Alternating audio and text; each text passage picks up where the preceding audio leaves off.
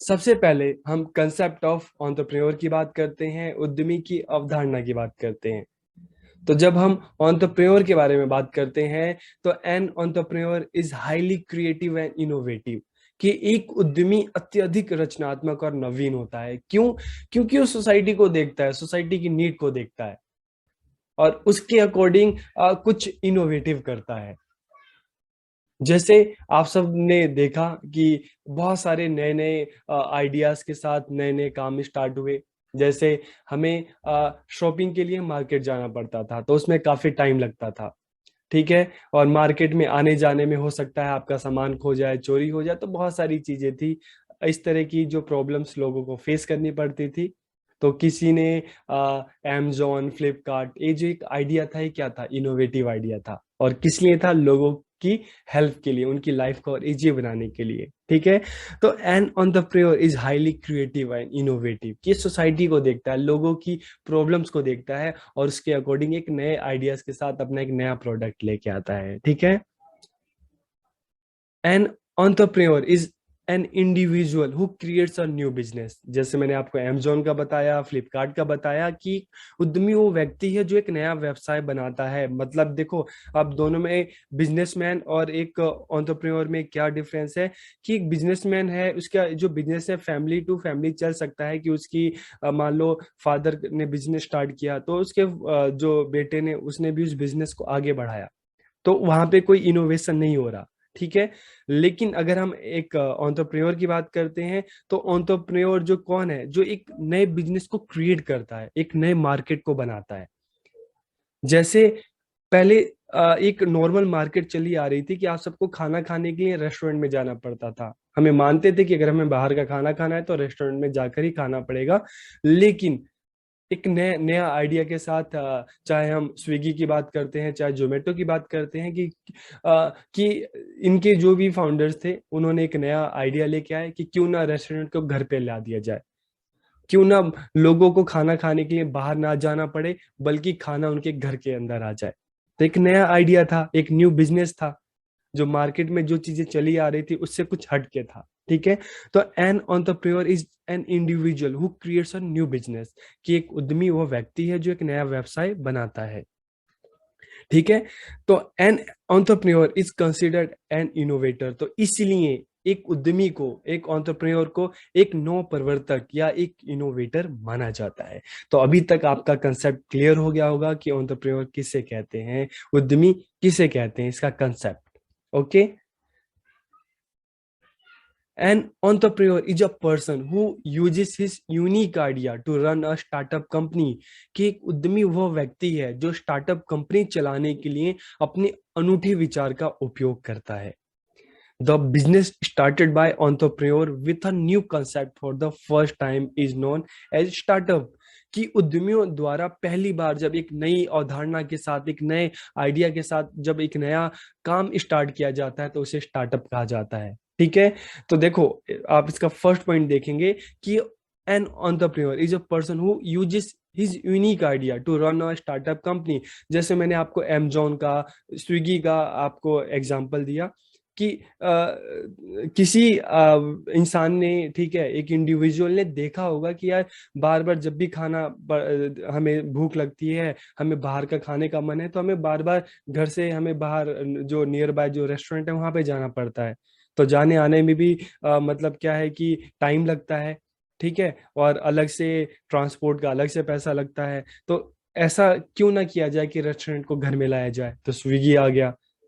ठीक है। आप शॉपिंग के लिए हमेशा मार्केट में जाते थे, फिर आपको अगर जो कपड़ा है या जो चीजें हैं पसंद नहीं आती थी, तो फिर आप उसको चेंज करने के लिए जाते थे। तो कुछ लोगों ने, इंडिविजुअल्स ने एक चीज देखा, तो एक नए आइडियाज के साथ Amazon को लेके आए, फ्लिपकार्ट को लेके आए, मिंत्रा को लेके आए। तो ये क्या था? एक यूनिक आइडिया था। ठीक है।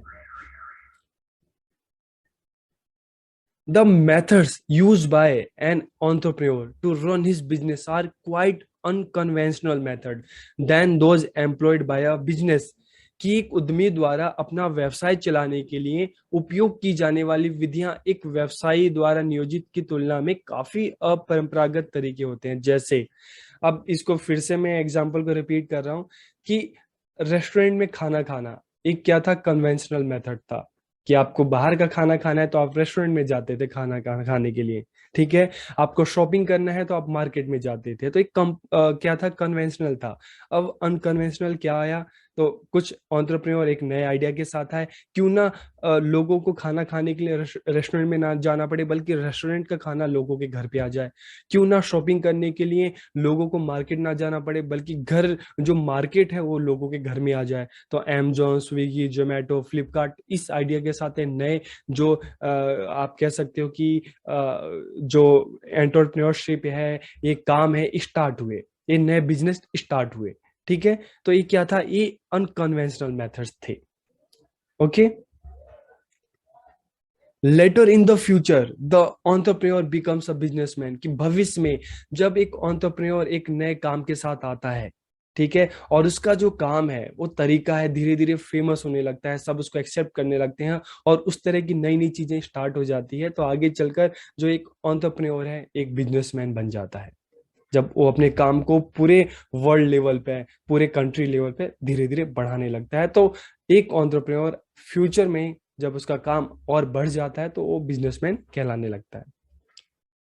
अगर हम डेफिनेशन की बात करें, ठीक है, तो the entrepreneur is the application of creativity and innovation to solve problems, to take advantage of opportunity that people face daily। Thomas ji ने बात कही कि उद्यमी समस्याओं को हल करने और उन अवसरों का लाभ उठाने के लिए रचनात्मकता और नवाचार का अनुप्रयोग करते हैं, जिनका लोग दैनिक जीवन में सामना करते हैं। अब लोगों के रोजाना की लाइफ में, चाहे शॉपिंग से रिलेटेड है, चाहे फूड से रिलेटेड है, ठीक है, तो इस तरह की जो चीजें थी लोग उसको फेस करते थे। चाहे एक जगह से दूसरी जगह आना हो तो जाके पहले टैक्सी को, कैब को बुलाना पड़ता था, लेकिन अब क्या है, आप घर बैठे बैठे आप ओला है, उबर है, ठीक है, इनसे आप जो टैक्सी है, कैब है, बुक कर सकते हो और वो आपके घर में आएगी। ठीक है, खाना आपके घर में आ रहा है, आपको मेडिसिन लेने के लिए मार्केट में नहीं जाना पड़ रहा, बल्कि वहां से टाटा 1 mg है, तो ये सारे जो है वो आपके घर में लेके आ रहे हैं। तो क्या हो रहा है कि जो एंटरप्रेन्योर है इन्होंने लोगों की इन प्रॉब्लम्स को देखा और इसको एक नई अपॉर्चुनिटी के तौर पर उन्होंने अपनी क्रिएटिविटी को, इनोवेशन को उस फील्ड में लाया और नए प्रोडक्ट को लॉन्च किया, नए तरीके को लॉन्च किया, और आज ये चीजें बहुत ज्यादा फेमस हो गई है। ठीक है, इसी तरह से अगर हम पीटर ड्रकर की बात करें, तो defining an entrepreneur is the ability to create something new and different, कि एक उद्यमी को परिभाषित करना कुछ नया और अलग बनाने की क्षमता है।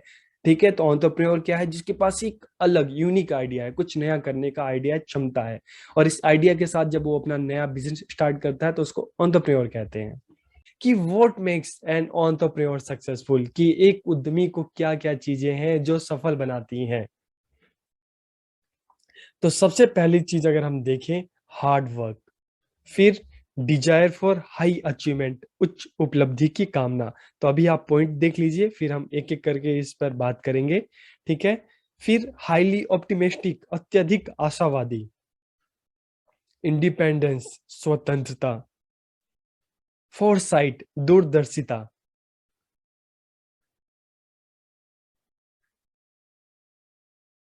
गुड ऑर्गेनाइजर, अच्छे आयोजक, इनोवेटिव, अभिनव,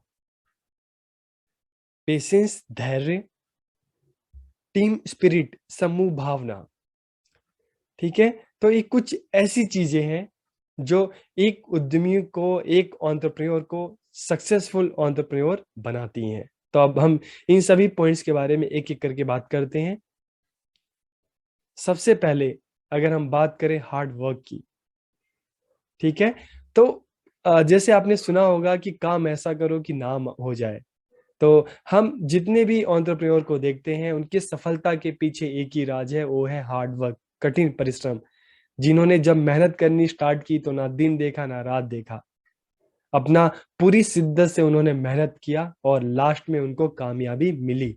तो हार्ड वर्क एक ऐसी चीज है जो एक इंसान को एक सफल इंसान और एक एंटरप्रेन्योर को एक सक्सेसफुल एंटरप्रेन्योर बनाता है।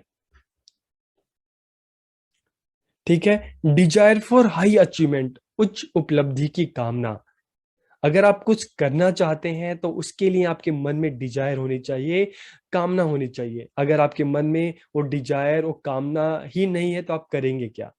ठीक है। तो सबसे पहले आपके मन में अगर डिजायर है कुछ करने की, ठीक है, तभी आप चीजों को कर पाएंगे, तभी उसको आप पूरी शिद्दत से, उस पूरी मेहनत से उसको कर पाएंगे।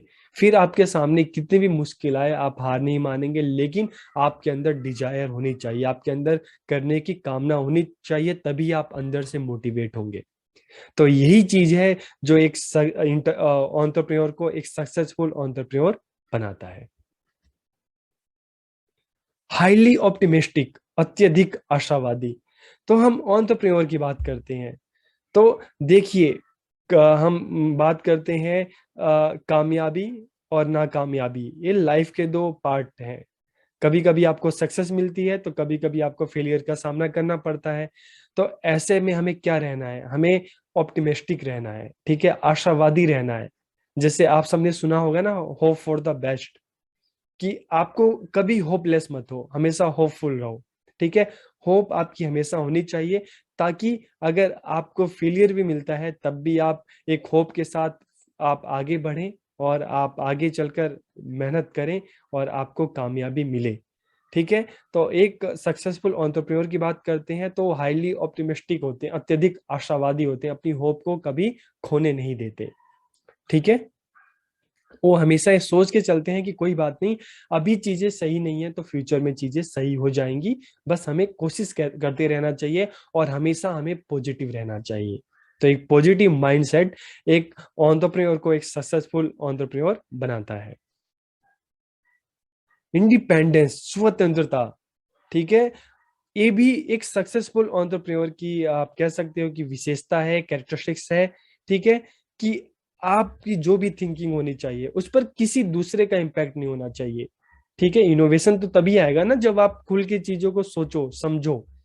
तो जो भी चीजें हैं, जो भी थिंकिंग आपकी होनी चाहिए, बिल्कुल इंडिपेंडेंस होनी चाहिए, उस पर किसी दूसरे का कोई इम्पैक्ट ना आ पाए, ताकि आप अपने काम को बहुत ही अच्छे तरीके से कर सकें। तो हम जैसे सुनते हैं ना कि सुनिए सबकी लेकिन करिए अपने मन की। तो आपकी जो सोच है, थिंकिंग है, आप पूरे इंडिपेंडेंट होना चाहिए। ठीक है, उस पर किसी दूसरे का इम्पैक्ट नहीं होना चाहिए। फोरसाइट, दूरदर्शिता, ठीक है। तो the entrepreneur have a good foresight to know about future business environment. In other words, they will visualize the likely change to take place in market, ठीक है, consumer attitude and taste, technological development etcetera, and take necessary timely action accordingly. कि अगर हम एक successful entrepreneur की बात करें तो उनमें दूरदर्शिता होती है, फोरसाइट होती है। वो फ्यूचर को ध्यान में रखकर, लोगों की नीड को ध्यान में रखकर, टेक्निकल जो चेंजेस जो होते हैं इसको ध्यान में रखकर अपने प्रोडक्ट को लॉन्च करते हैं, कुछ नया सोचते हैं, कुछ नया लाते हैं। जैसे आपने देखा होगा पेटीएम आया, गूगल पे आया, तो ये सब क्या थे?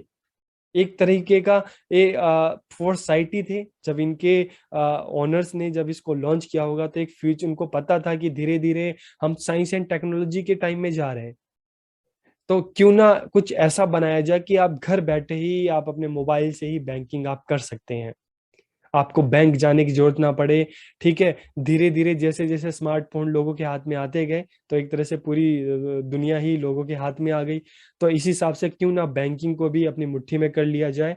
तो इस तरह की जो चीजें हैं एंटरप्रेन्योर ने सोची होगी, और इस तरह से पेटीएम आया, गूगल पे आया, और घर बैठे मार्केटिंग की बात करें तो अमेजोन, फ्लिपकार्ट, ओला, उबर, इस तरह की नई नई चीजें आई, क्योंकि उन्होंने उस टाइम सोच रखा था कि फ्यूचर में इन चीजों की नीड तो पड़ेगी पड़ेगी। तो लोगों की जो नीड है, ठीक है, मार्केट है, इन चीजों को ध्यान में रखकर ये चीजें लॉन्च की गई और आज काफी कामयाब हो रही हैं ये चीजें। गुड ऑर्गेनाइजर, अच्छे आयोजक।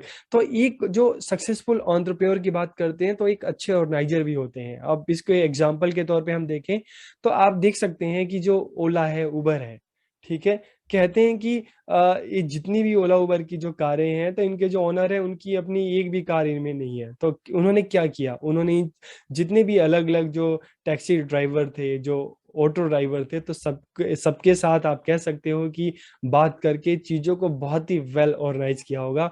और आज खुद की कार भी नहीं है, लेकिन आप कह सकते हो कि जो प्रॉफिट है साल का, करोड़ों का जो प्रॉफिट आ रहा है, तो क्या था इतने अलग अलग, चाहे कैब की बात करें, चाहे ऑटो की बात करें, ठीक है, चाहे टैक्सी की बात करें, तो इन सबके साथ एक हम कह सकते हैं कि सबको साथ लेकर चले होंगे ना, चीजों को अच्छे से ऑर्गेनाइज किया होगा, तभी तो इतना आगे बढ़ गए।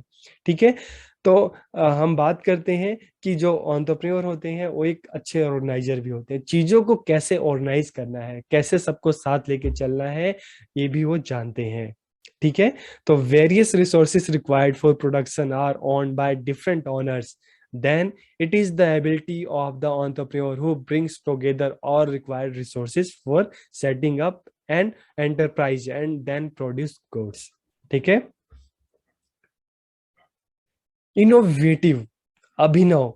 The entrepreneurs initiate research and innovative activities to produce good to satisfy the consumer changing requirement and demand for the products. ठीक है। अब इनोवेटिव की अगर हम बात करें तो आप देख सकते हैं OLX क्या है। पहले आपको अपने घर का कबाड़ा बेचना होता तो आप दुकान पे जाते थे। ठीक है। या आपको कोई सेकेंड हैंड चीज बेचनी होती थी तो आप लोगों से कहते थे कि अच्छा कोई हो तो बताना। और आज क्या है कि इनोवेशन आया कि एक OLX ऐप आ गई है, आपको जो भी बेचना है आप फोटो क्लिक कीजिए, उस पर डालिए और कोई भी देखकर आपके पास खुद कॉल करेगा। तो ये भी एक इनोवेशन था। ठीक है। घर बैठे बैठे आपके पास खाना आ जा रहा है। ठीक है। चाहे स्विगी की बात करें, जोमेटो की बात करें, ये भी एक है। आप घर बैठे बैठे दुनिया भर से शॉपिंग कर ले रहे हो, Amazon, फ्लिपकार्ट, मिंत्रा, ठीक है, स्नैपडील, इन सब के थ्रू। तो ये भी जो नई नई चीजें जो आई है, क्या एक इनोवेशन का ही तो नतीजा है। पहले की घड़ी देखो, आज की जो घड़ी देखो, डिजिटल घड़ी हो गई है। टीवी देखो, पहले इतनी बड़ी टीवी होती थी, आजकल LED टीवी, स्मार्ट टीवी, ये सारी चीजें आ गई हैं।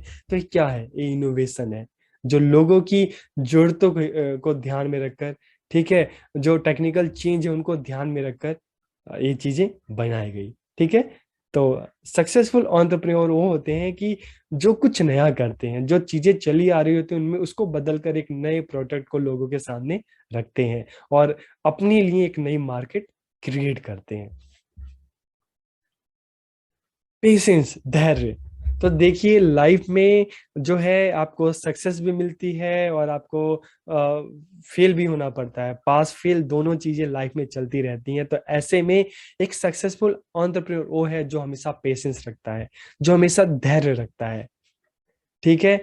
जो परेशान नहीं होता, मुश्किल के टाइम में भी धैर्य रखता है कि कोई बात नहीं, चीजें अच्छी हो जाएंगी। ठीक है। तो धैर्य रखना, पेशेंस रखना भी बहुत जरूरी है। एक सक्सेसफुल एंटरप्रेन्योर की एक निशानी है कि कभी भी चाहे उसको सक्सेस मिले या उसको फेलियर मिले, कुछ भी हो, लेकिन वो हमेशा अपना जो पेशेंस है बनाए रखता है, कभी उसको खोता नहीं है और हमेशा अपने टारगेट को ध्यान में रखता है, अपने गोल को ध्यान में रखकर आगे बढ़ता है। और टीम स्पिरिट, तो बहुत ही अच्छे से टीम को डिफाइन किया गया है। Together everyone achieves more. Team means coordination. तो successful entrepreneur builds team and work with teammates. They share collective accountability for the outcome of the team effort. तो देखिए कोई भी एंटरप्रेन्योर है वो सक्सेसफुल कब होता है, जब वो अपनी टीम को साथ में लेके चलता है। ठीक है। टीम को साथ में लेके चलता है और सबकी जो अकाउंटेबिलिटी है वो डिसाइड कर देता है। तो हम जैसे कहते हैं एकता में बल होता है, तो वैसे ही सक्सेसफुल एंटरप्रेन्योर जो होते हैं उनकी एक विशेषता ये भी होती है कि वो अपनी टीम को साथ में लेकर चलते हैं, सबको साथ में लेकर चलते हैं, सबकी जरूरतों को ध्यान में रखते हैं। ठीक है। एक ह्यूमैनिटी होती है। तो टीम स्पिरिट भी एक एंटरप्रेन्योर को एक सक्सेसफुल एंटरप्रेन्योर बनाता है। ठीक है। तो आप सबको वीडियो कैसी लगी आप कमेंट करके जरूर बताइएगा। आप सबका बहुत बहुत धन्यवाद। इससे पहले की वीडियो में हमने एंटरप्रेन्योर की बात की थी और आप सबको पता चल गया कि एंटरप्रेन्योर कौन होते हैं, जो एक इनोवेटर होते हैं, जो किसी भी प्रोडक्ट के साथ, एक बिल्कुल नए प्रोडक्ट के साथ स्टार्टअप करते हैं, बिल्कुल एक नया बिजनेस स्टार्ट करते हैं, तो उसे हम कहते हैं एंटरप्रेन्योर। लेकिन आज की इस वीडियो में एक नया टॉपिक है, एडोप्रेन्योर कौन है। एंटरप्रेन्योर तो समझ में आ गया। तो जो एंटरप्रेन्योर एजुकेशन सेक्टर में अपना स्टार्टअप करते हैं, अपना बिजनेस लॉन्च करते हैं, तो उन्हें हम क्या कहते हैं? उन्हें हम एडुप्रेन्योर कहते हैं। तो यहाँ पर एडुप्रेन्योर भी आपको समझ में आ गया कि एडुप्रेन्योर कौन होते हैं। तो आज की इस वीडियो में हम इसी के मीनिंग की बात करेंगे, कैरेक्टरिस्टिक्स की बात करेंगे। तो वीडियो को आखिरी तक देखिए और वीडियो कैसा लगा कमेंट करके जरूर बताइए। तो वीडियो को हम शुरू करते हैं। और हम हाल के कुछ वर्षों में अगर हम देखें तो एजुकेशन इंडस्ट्री में काफी हमें चेंजेस देखने को मिल रहे हैं, काफी बदलाव देखने को मिल रहे हैं। New entrepreneurs are emerging in the field of education. तो शिक्षा के क्षेत्र में नए नए उद्यमी उभर रहे हैं। Entrepreneurs who stabilize business in the field of education are called एडोप्रेन्योर्स। की शिक्षा के क्षेत्र में व्यवसाय स्थापित करने वाले जो एंटरप्रेन्योर है, जो उद्यमी है, उन्हें हम क्या कहते हैं? एडोप्रेन्योर्स या शैक्षिक उद्यमी कहते हैं। तो देखिए, आज के अगर टाइम की बात करें तो एजुकेशन भी एक इंडस्ट्री बनकर उभरी है, क्योंकि यहाँ पर भी हम देखते हैं बड़े बड़े जो बिजनेसमैन हैं वो एजुकेशन सेक्टर में अपना निवेश कर रहे हैं, अपना इन्वेस्टमेंट कर रहे हैं, क्योंकि हर बच्चा, हम देखें कि एजुकेशन सभी की ज़रूरत है, तो इसको एक इंडस्ट्री बना दिया गया है। हम कॉलेजेस की बात करें, यूनिवर्सिटीज़ की बात करें, स्कूल्स की बात करें, तो आज अगर हम देखें तो एक साल की अगर बात करें, एक ईयर की बात करें, तो आपको हज़ारों कॉलेजेस, स्कूल ये सब ओपन हो रहे हैं। तो एजुकेशन भी एक बहुत बड़ी इंडस्ट्री है। यहाँ पर भी नए-नए स्टार्टअप हो रहे हैं। तो इसीलिए entrepreneurs who stabilise business in the field of education की जो, अगर हम बात करें उद्यमी की बात करें, एंटरप्रेन्योर की बात करें, एजुकेशन की फील्ड में अपना बिजनेस स्टार्ट कर रहे हैं, ठीक है, अपना एक नया प्रोडक्ट लेके आ रहे हैं, तो उन्हें हम क्या कहते हैं? उन्हें हम एडोप्रेन्योर्स कहते हैं, या शैक्षिक उद्यमी हम उनको कहते हैं। तो अगर इसके वर्ड मीनिंग की बात करें तो दो वर्ड, एजुकेशन प्लस एंटरप्रेन्योर, दोनों को मिला दे तो हम क्या कहेंगे? एडोप्रेन्योर हम इसको कहते हैं। तो दे आइडेंटिफाई एन डेफिशिएंसी और need in the education sector and create a new solution to it. की ये शिक्षा के क्षेत्र में किसी भी कमी, चाहे हम टेक्नोलॉजी की बात करें, चाहे हम टीचिंग लर्निंग की बात करें, तो किसी भी कमी या आवश्यकता की पहचान कर उसका नवीन समाधान तैयार करते हैं। जैसे एग्जाम्पल के लिए कोविड टाइम आया, तो कोविड से पहले टीचिंग लर्निंग सब कुछ कैसी होती थी? ऑफलाइन। लेकिन कोविड अचानक से लॉकडाउन हुआ, तो फिर एक नई प्रॉब्लम आ गई कि पढ़ेंगे कैसे, पढ़ाएंगे कैसे, टीचर बच्चों को कैसे पढ़ाएंगे, बच्चे कैसे पढ़ेंगे। तो उस टाइम की एक बहुत बड़ी चैलेंज था। तो हमने देखा कि काफ़ी सारे ऑनलाइन प्लेटफॉर्म डेवलप हुए, टीचर भी ऑनलाइन उस ऑनलाइन प्लेटफॉर्म पे और बच्चे भी उस ऑनलाइन प्लेटफॉर्म पे एक दूसरे के साथ कनेक्ट करते थे, और टीचर पढ़ाते थे, बच्चे पढ़ते थे। तो चाहे हम उस टाइम अनअकैडमी की बात करें, बायजू की बात करें, वेदांतों की बात करें, तो ये सब अलग अलग हम देखते हैं स्टार्टअप हुए, और इनको लोगों ने काफ़ी पसंद किया, बच्चों ने काफ़ी पसंद किया, क्योंकि उस टाइम की जो नीड थी, उस नीड को, उस टाइम के बच्चों की ज़रूरतों को उन्होंने पूरा किया। तो ये उद्यमशीलता की भावना के साथ शिक्षण के प्रति अपने जुनून को जोड़कर शिक्षा के क्षेत्र में क्रांति ला रहे हैं। क्रांति का मतलब है पढ़ने पढ़ाने का जो तरीका है वो बदल रहा है। पहले हम देखते थे ब्लैक बोर्ड होता था, उसके बाद वाइट बोर्ड हुआ, अब हम देख रहे हैं स्मार्ट बोर्ड, ठीक है, जिसके थ्रू बच्चों को पढ़ाया जा रहा है, समझाया जा रहा है, और जो डिफिकल्ट से डिफिकल्ट जो कंसेप्ट है उसको बहुत ही आसान तरीके से उसको सॉल्व किया जा रहा है। They are not only teachers but also business minded people. की केवल शिक्षक नहीं है, बल्कि व्यावसायिक विचारधारा वाले व्यक्ति भी हैं। ये विद्यार्थियों के अधिगम अनुभव जो है उसका, उस पर सकारात्मक प्रभाव डालने के लिए प्रेरित होते हैं। और these individuals are not bound by the constraint of traditional education institution। की व्यक्ति, ये हम एंटरप्रेन्योर की जो एडुप्रेन्योर्स की हम बात करें, पारंपरिक शैक्षणिक संस्थानों की बाधाओं से बंधे नहीं है। पढ़ने पढ़ाने के बिल्कुल लेटेस्ट तरीके, नए तरीके, उस हिसाब से बच्चों को पढ़ा रहे हैं, उस हिसाब से बच्चों को सिखा रहे हैं। यहाँ पे हमें इनोवेशन भी देखने को मिलता है। They are ready to take risk to bring about change. कि ये बदलाव लाने के लिए, जोखिम उठाने के लिए भी तैयार होते हैं। वे ऐसे संगठन बनाते हैं जो मौजूदा जो शैक्षिक प्रणाली की क्षमता को और बढ़ाने का प्रयास करता है। और अगर इसका रिजल्ट हम देखें तो हम देख रहे हैं कि आज हमारी एजुकेशन में, इंडस्ट्री में देखें तो पढ़ने पढ़ाने के तरीके में बहुत ज़्यादा बदलाव आ रहा है।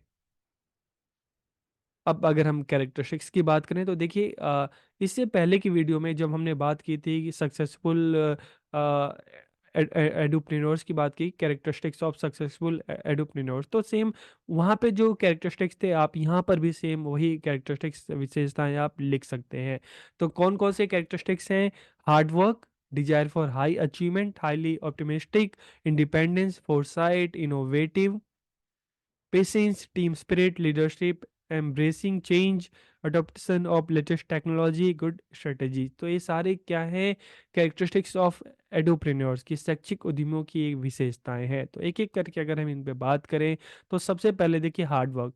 आप अगर सफलता पाना चाहते हैं तो उसके लिए सबसे पहला जो काम करना है आपको, कठिन परिश्रम करना है, हार्ड वर्क करना है। आपकी मेहनत ही आपको आगे बढ़ाएगी। आपकी मेहनत ही आपकी लाइफ की जो प्रॉब्लम है उसको सॉल्व करने में आपकी मदद करेगी। तो आप जितना शिद्दत से, जितना मन से, जितना दिल से और जितनी मेहनत से काम करेंगे, उतनी ही सफलता को आप जल्द से जल्द प्राप्त करेंगे। तो कड़ी मेहनत करने की इच्छा एक शिक्षा उद्यमी की महत्वपूर्ण विशेषता है। सफल शिक्षा उद्यमी अंतहीन मेहनत करते हैं और यही उनकी पूरी जिंदगी की आदत भी बन जाती है। फिर डिजायर फॉर हाई अचीवमेंट की उच्च उपलब्धि की इच्छा। अगर आप सफल तभी होंगे जब आप सफलता का जो ख्याल है अपने मन में रखते होंगे। ठीक है? अगर सफलता की चाहत, अगर सक्सेस जो बात करें, अचीवमेंट की हम बात करें, वो चाहत आपके मन में होगी तभी आप उस उपलब्धि को भी प्राप्त करेंगे। तो the edupreneurs have a strong desire to achieve high goals in business की शिक्षा उद्यमियों में व्यवसाय में उच्च लक्ष्य प्राप्त करने की तीव्र इच्छा होती है। यही इच्छा, ठीक है, यही अगर इच्छा है, यह उच्च इच्छा है, उन्हें अलग अलग जो बाधाएं हैं उससे दूर करने और एक सफल व्यवसाय स्थापित करने और चलाने में सक्षम बनाता है। तो देखिए, लाइफ में प्रॉब्लम बहुत आती हैं, हर किसी की लाइफ में प्रॉब्लम है, किसी की लाइफ में कम है, किसी की लाइफ में ज़्यादा है।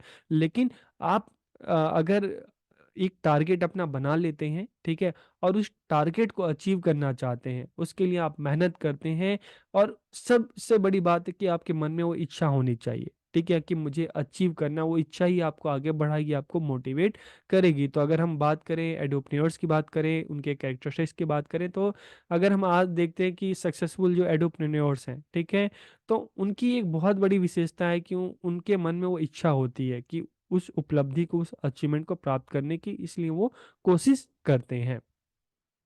हाईली ऑप्टिमिस्टिक, अत्यधिक आशावादी। तो देखिए, हमेशा हम एक दूसरे को कहते हैं ऑल इज वेल या होप फॉर द बेस्ट। तो मन में हमेशा रखना है कि भाई आज के टाइम में अगर मान लो आपकी लाइफ में सब चीज़ें सही नहीं चल रही, तो हमेशा तो ऐसा होगा नहीं, आज अगर टाइम खराब है तो कल अच्छा भी होगा। तो इस तरह से हमें क्या करना है? Highly optimistic. तो एक अगर हम एंटरप्रेन्योर की बात करें, एडोप्रेन्योर्स की बात करें, तो उनकी विशेषता है अत्यधिक आशावादी होते हैं, कभी भी अपनी होप जो होती है, आशा जो होती है, उसको खोते नहीं है।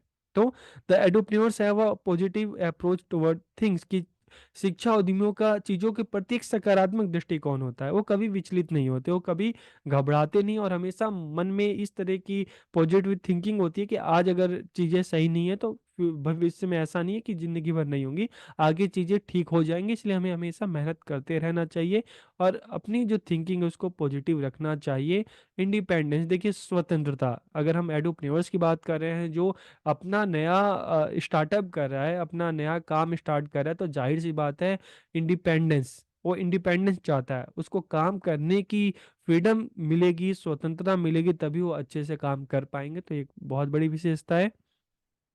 इसके अलावा फोरसाइट, दूरदर्शिता की अगर हम बात करें, तो भविष्य के कारोबारी माहौल के बारे में जानने के लिए शिक्षा उद्यमियों की अच्छी दूरदर्शिता होती है। जब हम एडोप्रेन्योर्स की बात करते हैं तो उनकी जो फोरसाइट, दूरदर्शिता अच्छी होती है कि फ्यूचर में लोगों की जरूरत के हिसाब से क्या चीजें करनी है। वे शिक्षा के क्षेत्र में होने वाले संभावित परिवर्तनों, विद्यार्थी दृष्टिकोण और तकनीकी विकास आदि की अच्छी तरह से कल्पना करते हैं और उसके अनुसार ही निर्णय लेते हैं कि हमें अब क्या करना चाहिए, क्या क्या जो नए तरीके हैं जिनसे पढ़ना, मतलब टीचिंग लर्निंग जो है उसमें उसको शामिल करना चाहिए, ताकि बच्चों को और बेहतर तरीके से बताया जा सके, पढ़ाया जा सके और बच्चों की नीड को पूरा किया जा सके। इसके अलावा इनोवेटिव, ये इनोवेटिव होते हैं। और टीचिंग लर्निंग में आप देखेंगे ऐसे काफ़ी सारे आपको वीडियोस मिल जाएंगे, टीचर्स मिल जाएंगे जो नए नए इनोवेटिव तरीके से बच्चों को पढ़ा रहे हैं, बच्चों को सिखा रहे हैं, बच्चों को समझा रहे हैं। तो ये भी एक इसकी विशेषता है। दूसरा है पेशेंस, कभी भी अपना धैर्य ना खोएं। तो एक अगर हम एडुप्रेन्योर्स की बात करते हैं तो उनकी एक बहुत बड़ी विशेषता है कि पेशेंस रखना। शिक्षा उद्यमियों के गुणों में से एक है कि असफल होने पर भी वो अपना प्रयास नहीं छोड़ते। वे बहुत सारी असफलताओं से गुजरते हैं, लेकिन निराश होने की बजाय वो असफलता को सीखने के अनुभव के रूप में लेते हैं कि अगर हमें फेलियर भी मिलता है तो उससे भी हमें सीखना है, और उस सीख से फिर हमें आगे बढ़ना है कि अगली बार अधिक समर्पित और गंभीर भाव से प्रयास करते हैं और सफल होते हैं। तो देखिए इसका बहुत बड़ा एग्जाम्पल जो अभी कुछ टाइम पहले जो मूवी आई है 12th फेल, तो इसका एक बहुत बड़ा एग्जाम्पल है कि कभी भी अपनी होप नहीं खोनी है और हमेशा प्रयास करते रहना है, और लाइफ में एक गोल होना चाहिए। ठीक है, तभी हम उसको अचीव करने के लिए आगे बढ़ते हैं, एफर्ट करते हैं। तो ये सब जो विशेषताएं हैं क्या है, एक सफल शैक्षिक उद्यमी या एडोप्रेन्योर्स की या एंटरप्रेन्योर की एक विशेषता है। टीम स्पिरिट, टीम में मिलकर काम करना, टीम को साथ लेके चलना ताकि सफलता को प्राप्त किया जा सके। तो इसका टीम की अगर बात करें, T for together, E for everyone, A for achieve and M for more, की साथ मिलकर काम करें तो हम मोर, ज़्यादा से ज़्यादा, ठीक है, अधिक से अधिक जो उपलब्धि है, ठीक है, उसको अचीव कर सकेंगे, आगे बढ़ सकेंगे। Edupreneurs build team and work with teammates, की शिक्षा उद्यमी समूह बनाते हैं और समूह के साथ मिलकर काम करते हैं।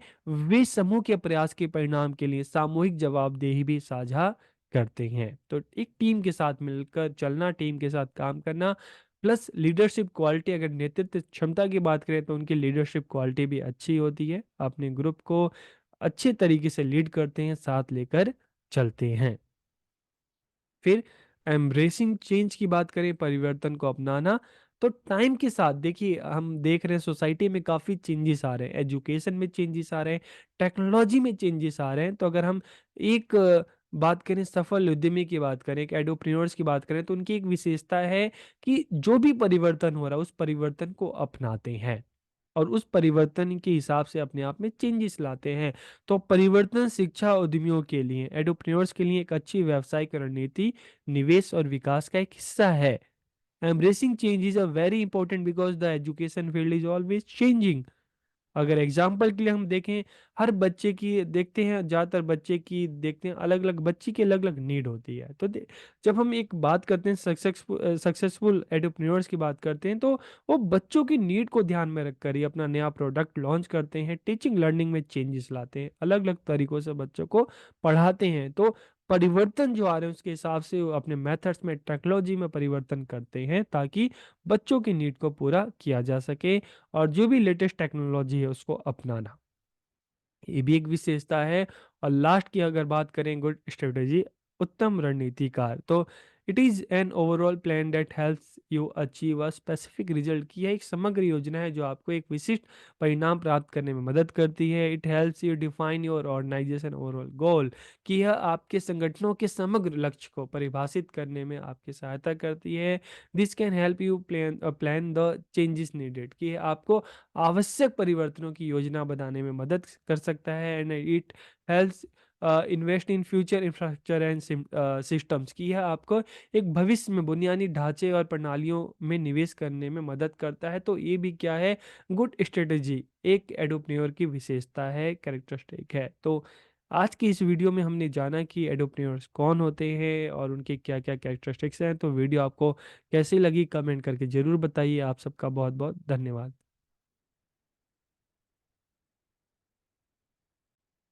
इससे पहले की वीडियो में हमने एंटरप्रेन्योर की बात की, हमने एडुप्रेन्योर की बात की, हमने जाना कि एंटरप्रेन्योरशिप क्या होती है, और इस वीडियो में हम जानने वाले हैं, समझने वाले हैं और बात करने वाले हैं एंटरप्रेन्योरियल माइंडसेट, कि एंटरप्रेन्योरियल माइंडसेट होता क्या है और एक टीचर का इसको डेवलप करने में क्या योगदान है। तो वीडियो को आखिरी तक देखिए, और वीडियो कैसा लगा कमेंट करके जरूर बताइए। तो हम वीडियो को शुरू करते हैं, और सबसे पहले हम समझते हैं कि एंटरप्रेन्योरियल माइंडसेट या उद्यमी मानसिकता क्या होती है।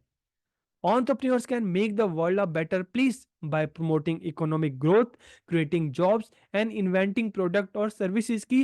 जब हम entrepreneur की बात करते हैं तो entrepreneur नए अपने नए नए इन्वेंशन के द्वारा नए नए प्रोडक्ट लाते हैं, उससे हमारी लाइफ और ज़्यादा आसान हो जाती है। तो एक entrepreneur क्या करता है, जो ये दुनिया है इसको एक और बेहतर प्लेस बनाता है। कैसे बनाता है? जॉब क्रिएट करके, नए नए प्रोडक्ट को लॉन्च करके, नए नए प्रोडक्ट को मार्केट में लाकर और इकोनॉमिक ग्रोथ के द्वारा लोगों को जॉब देकर। तो इस तरह से एक जो एंटरप्रेन्योर है इस दुनिया को एक बेहतर प्लेस बनाता है। लेकिन एक एंटरप्रेन्योर बनने के लिए उस तरह का माइंडसेट होना भी बहुत जरूरी है।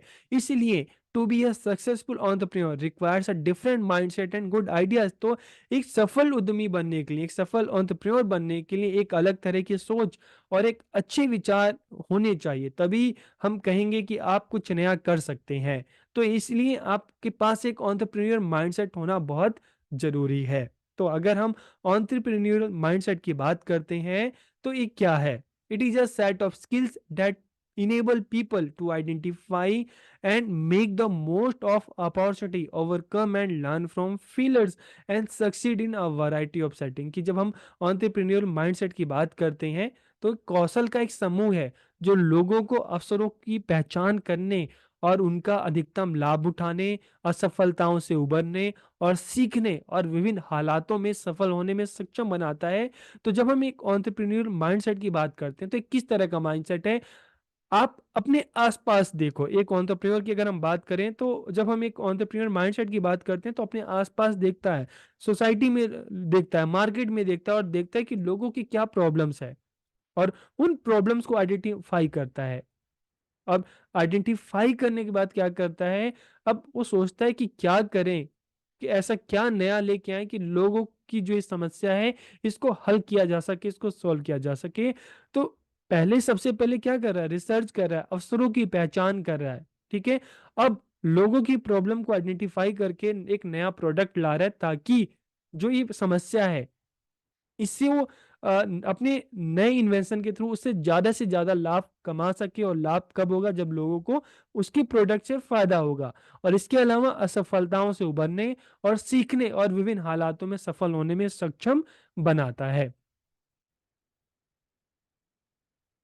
The entrepreneur mindset is unique in that the individual must be creative, interactive, and highly motivated to be successful and must be prepared for risk and failure। कि जब हम एक entrepreneur mindset की बात करते हैं तो इस मायने में अद्वितीय है कि व्यक्ति को रचनात्मक, संवादात्मक और सफल होने के लिए अत्यधिक प्रेरित होना चाहिए और जोखिम और विफलता के लिए तैयार भी होना चाहिए। तो एक इस तरह का mindset, the mindset of successful entrepreneurs is different from the mindset of traditional workers in many ways। कि जब हम देखते हैं एक entrepreneurs के अगर माइंड की बात करें और एक जो आम श्रमिक है, आम वर्कर्स है, उनके माइंडसेट की बात करें तो दोनों एक दूसरे से बहुत अलग होती है।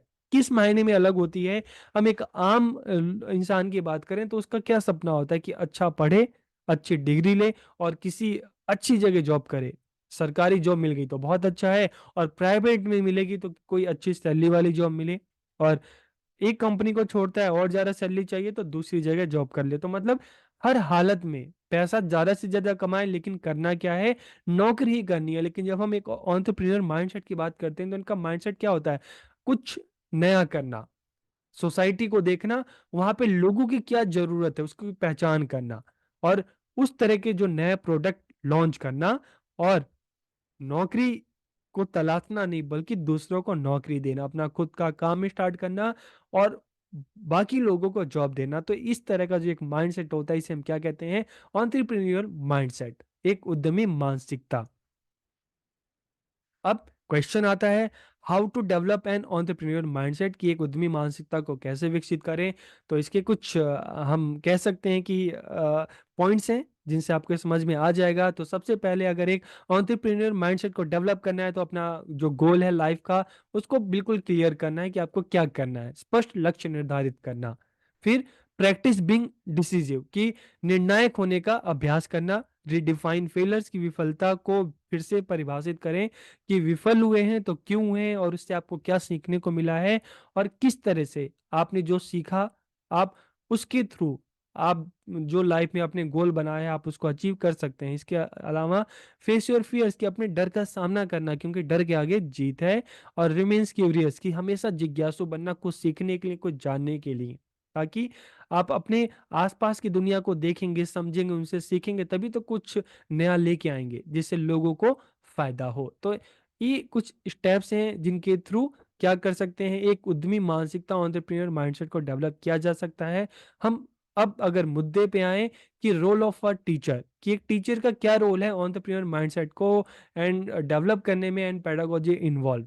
तो सबसे पहले अगर हम इसमें देखें तो education plays an important role in developing the entrepreneur mindset of student, की अगर हम शिक्षा की बात करें तो बच्चों में उद्यमशीलता मानसिकता के विकास में बहुत ही महत्वपूर्ण भूमिका निभाती है। लेकिन ये शिक्षा किस पे निर्भर करती है? शिक्षकों पे निर्भर करती है।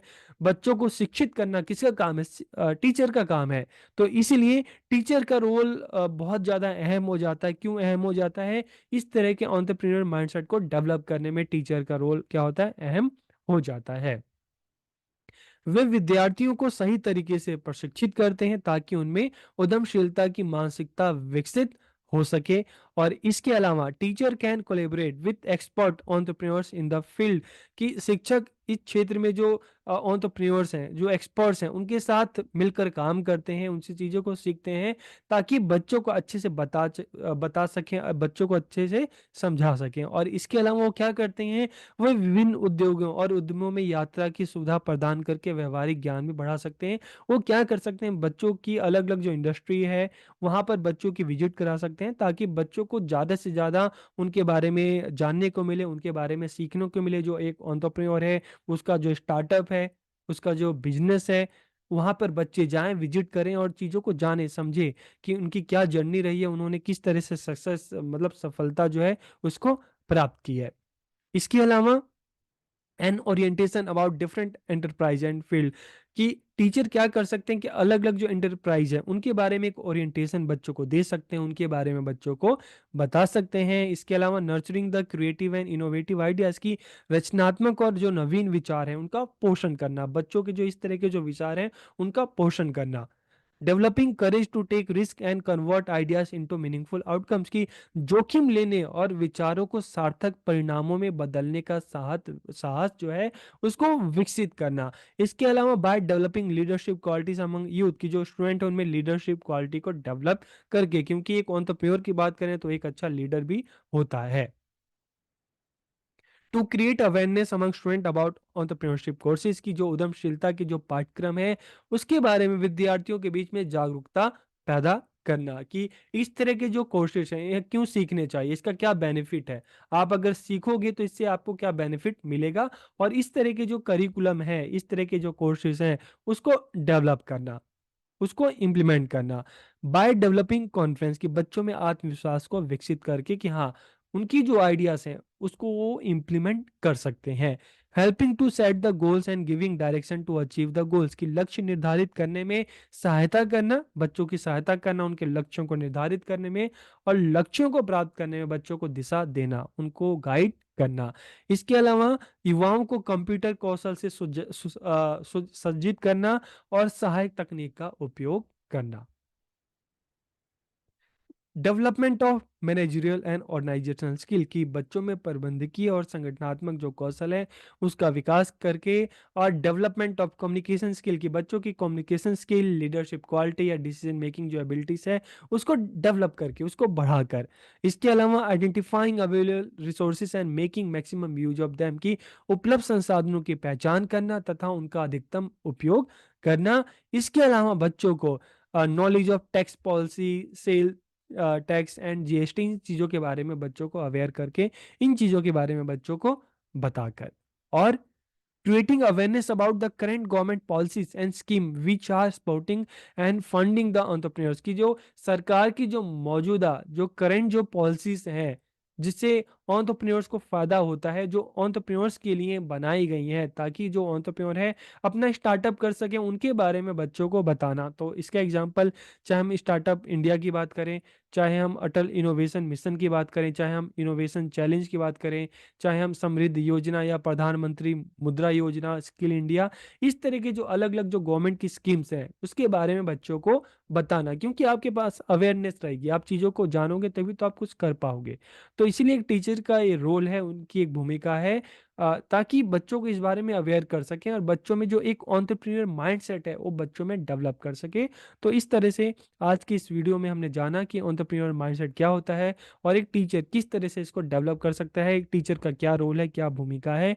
तो वीडियो आपको कैसी लगी कमेंट करके ज़रूर बताइएगा। आप सबका बहुत-बहुत धन्यवाद।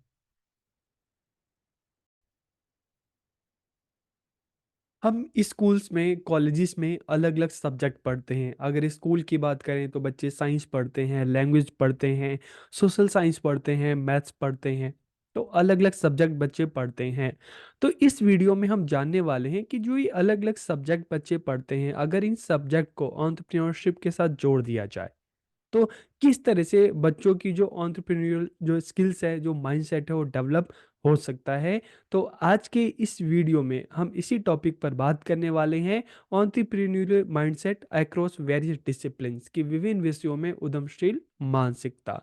तो वीडियो को आखिरी तक देखिए और वीडियो कैसा लगा कमेंट करके ज़रूर बताइए। तो वीडियो को हम शुरू करते हैं और सबसे पहले हम बात करते हैं एंटरप्रेन्योरियल माइंडसेट की उद्यमी मानसिकता क्या होती है। इससे पहले की वीडियो में भी हम बात कर चुके हैं कि an entrepreneurial mindset is a set of skills that enable people to identify and make the most of opportunity, overcome and learn from failures and succeed in a variety of setting. कि एक उद्यमशील अगर मानसिकता की बात करते हैं, skill की बात करते हैं, तो एक ऐसा समूह है जो लोगों को अवसरों की पहचान करना और उनका अधिकतम लाभ उठाना, अपनी असफलताओं से सीखना और सीखने और विभिन्न हालातों में सफल होने में सक्षम बनाना। तो इस तरह की जब हम एंटरप्रेन्योर माइंडसेट की बात करते हैं, तो ये क्या है? It is a set of skill, एक स्किल है, एक कौशल है, जो क्या करता है, लोगों को इस काबिल बनाता है कि वो अपने आस-पास जो है, जो अपॉर्च्युनिटी है, उसको पहचान सकें, उसका ज़्यादा से ज़्यादा लाभ उठा सकें, अपने जो फेलियर है उससे चीज़ों को सीखें, समझें और अलग-अलग सिचुएशन में भी अलग-अलग जो चाहे नेगेटिव सिचुएशन है, पॉजिटिव जो भी सिचुएशन है, उससे लड़कर अपने आप को इस काबिल बनाएँ और अपने आप को स्थापित करें एक एंटरप्रेन्योर के रूप में।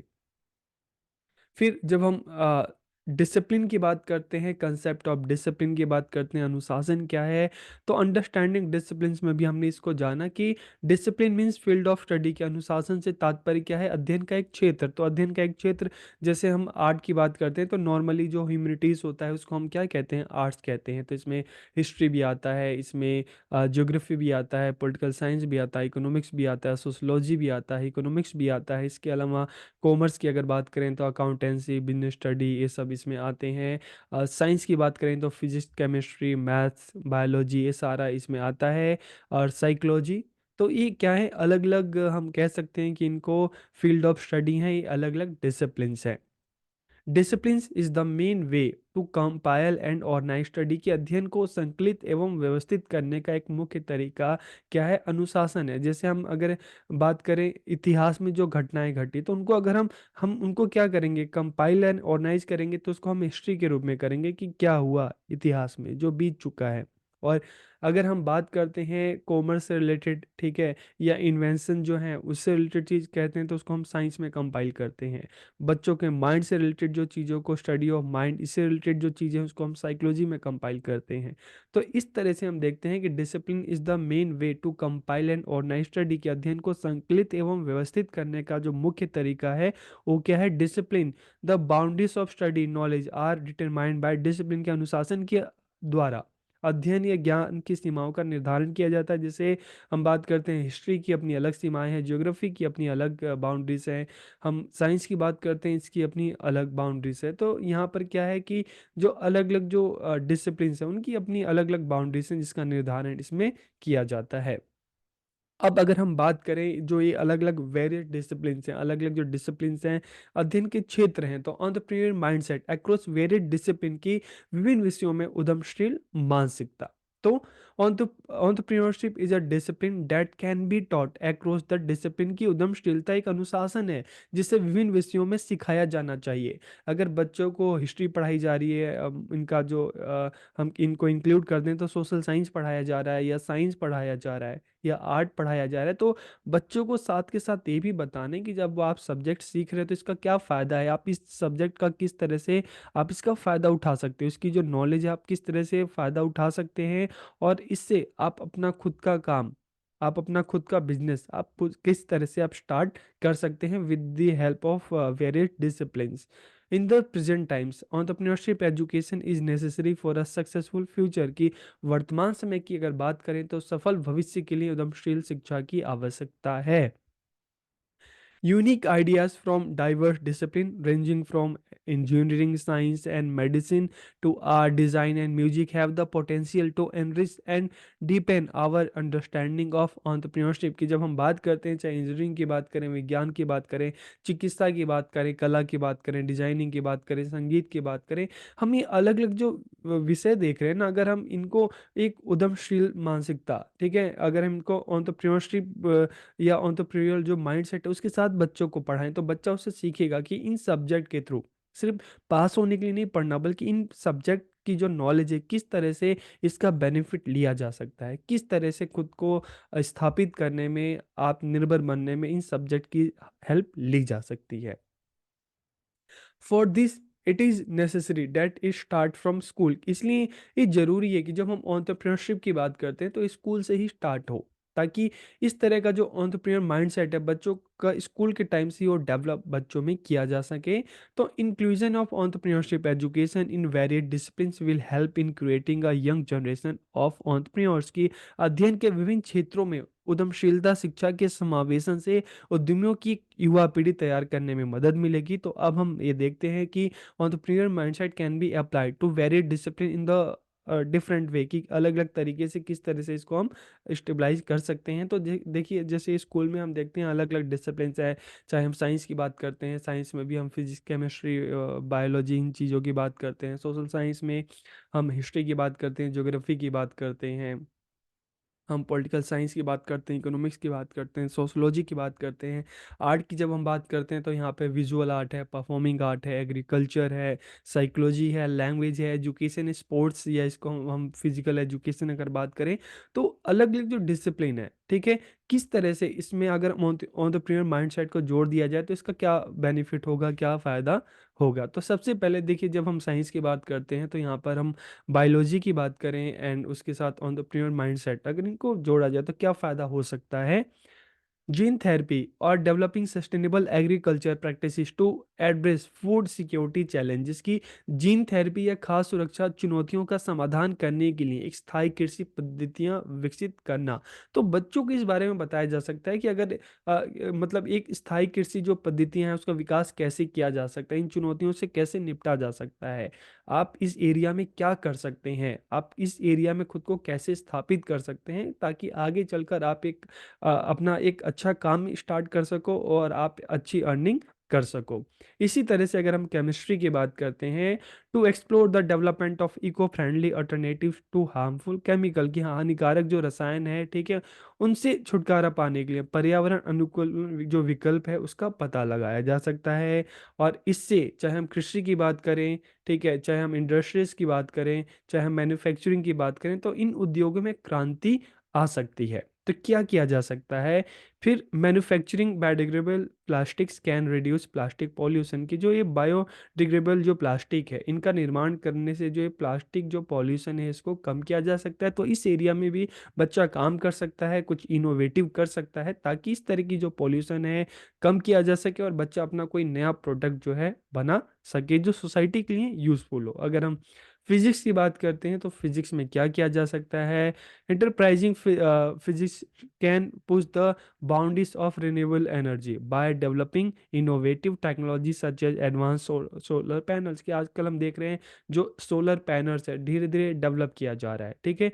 तो इसका फ़ायदा क्या होगा, इसका फ़ायदा ये होगा कि this can significantly reduce our dependence on fossil fuels की जो ये हम पेट्रोलियम की बात कर रहे हैं, तो इस तरह की जो चीज़ें हैं एनर्जी के जो सोर्सेस हैं, इसको हम कम कर सकते हैं। और जो सोलर एनर्जी है जिसका हमारे एनवायरनमेंट पे किसी तरह का कोई साइड इफेक्ट नहीं है, हम उसको यूज़ कर सकते हैं। तो इस एरिया में भी बच्चे काम कर सकते हैं, कुछ इनोवेटिव कर सकते हैं। तो इस तरह से हम देखते हैं कि साइंस के साथ अगर एंटरप्रेन्योर माइंडसेट को जोड़ दिया जाए तो बच्चा यहाँ पर जो है, बच्चे की एक एंटरप्रेन्योर वाला जो माइंडसेट है बच्चों में डेवलप हो सकता है। बच्चा सोच सकता है कि हाँ, इसमें क्या और नया किया जा सकता है।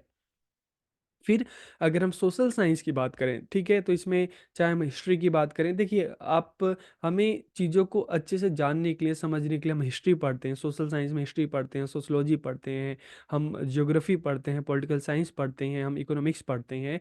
तो इन चीज़ों की मदद से आप अपनी सोसाइटी को, उसकी हिस्ट्री को, उसकी जो कंटेम्प्रेरी जो सिचुएशन है, वर्तमान जो स्थिति है, आप उनको अच्छे से जान सकते हो। आप अलग-अलग लोकेशन के बारे में जान सकते हो। आप अलग-अलग जो सामाजिक राजनीतिक स्थितियाँ हैं उसके बारे में आपको पता चल सकता है। आपको पता चल सकता है कि किस लोकेशन पे, किस अलग-अलग एरिया में किस तरह के लोग रहते हैं, उनकी क्या डिमांड है और उनकी क्या नीड है, और उनके हिसाब से क्या-क्या चीज़ें डेवलप की जा सकती है, कौन-कौन से प्रोडक्ट लाया जा सकता है, वहाँ पे क्या चीज़ें कमी है, जहाँ पे मतलब अगर वहाँ पे चीज़ें कमी होंगी तभी तो उस चीज़ की डिमांड ज़्यादा होगी। तो उनको किस तरह से उनकी डिमांड को पूरा करना है और इनसे कितना इनकम हो सकता है, ठीक है? तो इस तरह से हम सोशल साइंस के सब्जेक्ट जो है इसको भी एंटरप्रेन्योर जो माइंडसेट है उसकी हेल्प से इस सब्जेक्ट को पढ़ाते हुए बच्चों में इस तरह का माइंडसेट डेवलप किया जा सकता है, ताकि बच्चा लोगों की नीड के हिसाब से, जगह के हिसाब से कुछ इनोवेटिव कर सके, कुछ नया बना सके, जो लोगों के लिए यूज़फुल हो और बच्चों के लिए भी आगे चल के जब एक एंटरप्रेन्योर के रूप में वो चीज़ बच्चों को डेवलप करे। इसके अलावा इस एरिया में हम अगर देखें तो आप आजकल देखते हैं कि काफ़ी सारे जो कोचिंग अकेडमीज़ जो हैं, जो इस तरह के इंस्टीट्यूट हैं, वो भी ओपन किए जा सकते हैं। आप जब सिविल सर्विसेज की बात करो तो काफ़ी डिमांडिंग सब्जेक्ट सोशल साइंस रहता है, तो यहाँ पर अपनी एकेडमी भी स्थापित की जा सकती है। फिर अगर हम आर्ट की बात करें, ठीक है, तो आर्ट, जब हम आर्ट की बात करते हैं यहाँ पे दो तरह के आर्ट हैं, एक विजुअल आर्ट है, दृश्य कलाएं, और एक होता है परफॉर्मिंग आर्ट। तो जब हम अगर आर्ट की बात करें तो यहाँ पे भी हम देखते हैं कि चाहे हम म्यूजिक की बात करें, डांस की बात करें, एक्टिंग की बात करें, पपेट्री की बात करें, एनिमेशन की बात करें, फिल्म मेकिंग की बात करें, डिजिटल आर्ट की बात करें, प्रिंट मेकिंग की बात करें, ग्राफिक डिजाइनिंग की बात करें, तो यहाँ पे भी काफ़ी सारा स्कोप है। हम देखते हैं अलग-अलग एक्टर्स को देखते हैं तो सबके अपनी-अपनी अकेडमी इस तरह के होते हैं, ठीक है? तो यहाँ पर भी बच्चों को इन चीज़ों को एंटरप्रेन्योर जो माइंडसेट है उसके साथ पढ़ाया जाए कि इस एरिया में बच्चा क्या नया कर सकता है, क्या इनोवेटिव कर सकता है, अपना किस तरह का स्टार्टअप कर सकता है। और एग्रीकल्चर की बात करें, ठीक है, तो देखिए एग्रीकल्चर हम गांव में देखते हैं तो बहुत सारे किसान क्या करते हैं, जो खेती करते हैं वो ज़्यादातर अपने लिए करते हैं, अपना पेट भरने के लिए करते हैं। उनको ये तो पता है कि खेती कैसे की जाती है, लेकिन मार्केट की क्या डिमांड है, इस चीज़ को लेकर वो उतनी ज़्यादा अवेयर नहीं रहते। तो इस तरह से जब हम देखते हैं विलेज साइड में, जब उस साइड में स्कूल्स होते हैं या शहर में भी जो स्कूल्स होते हैं वहाँ पे जब बच्चों को एग्रीकल्चर एक सब्जेक्ट के रूप में पढ़ाया जाए तो उसको भी एंटरप्रेन्योरशिप के साथ जोड़ देना चाहिए, ठीक है।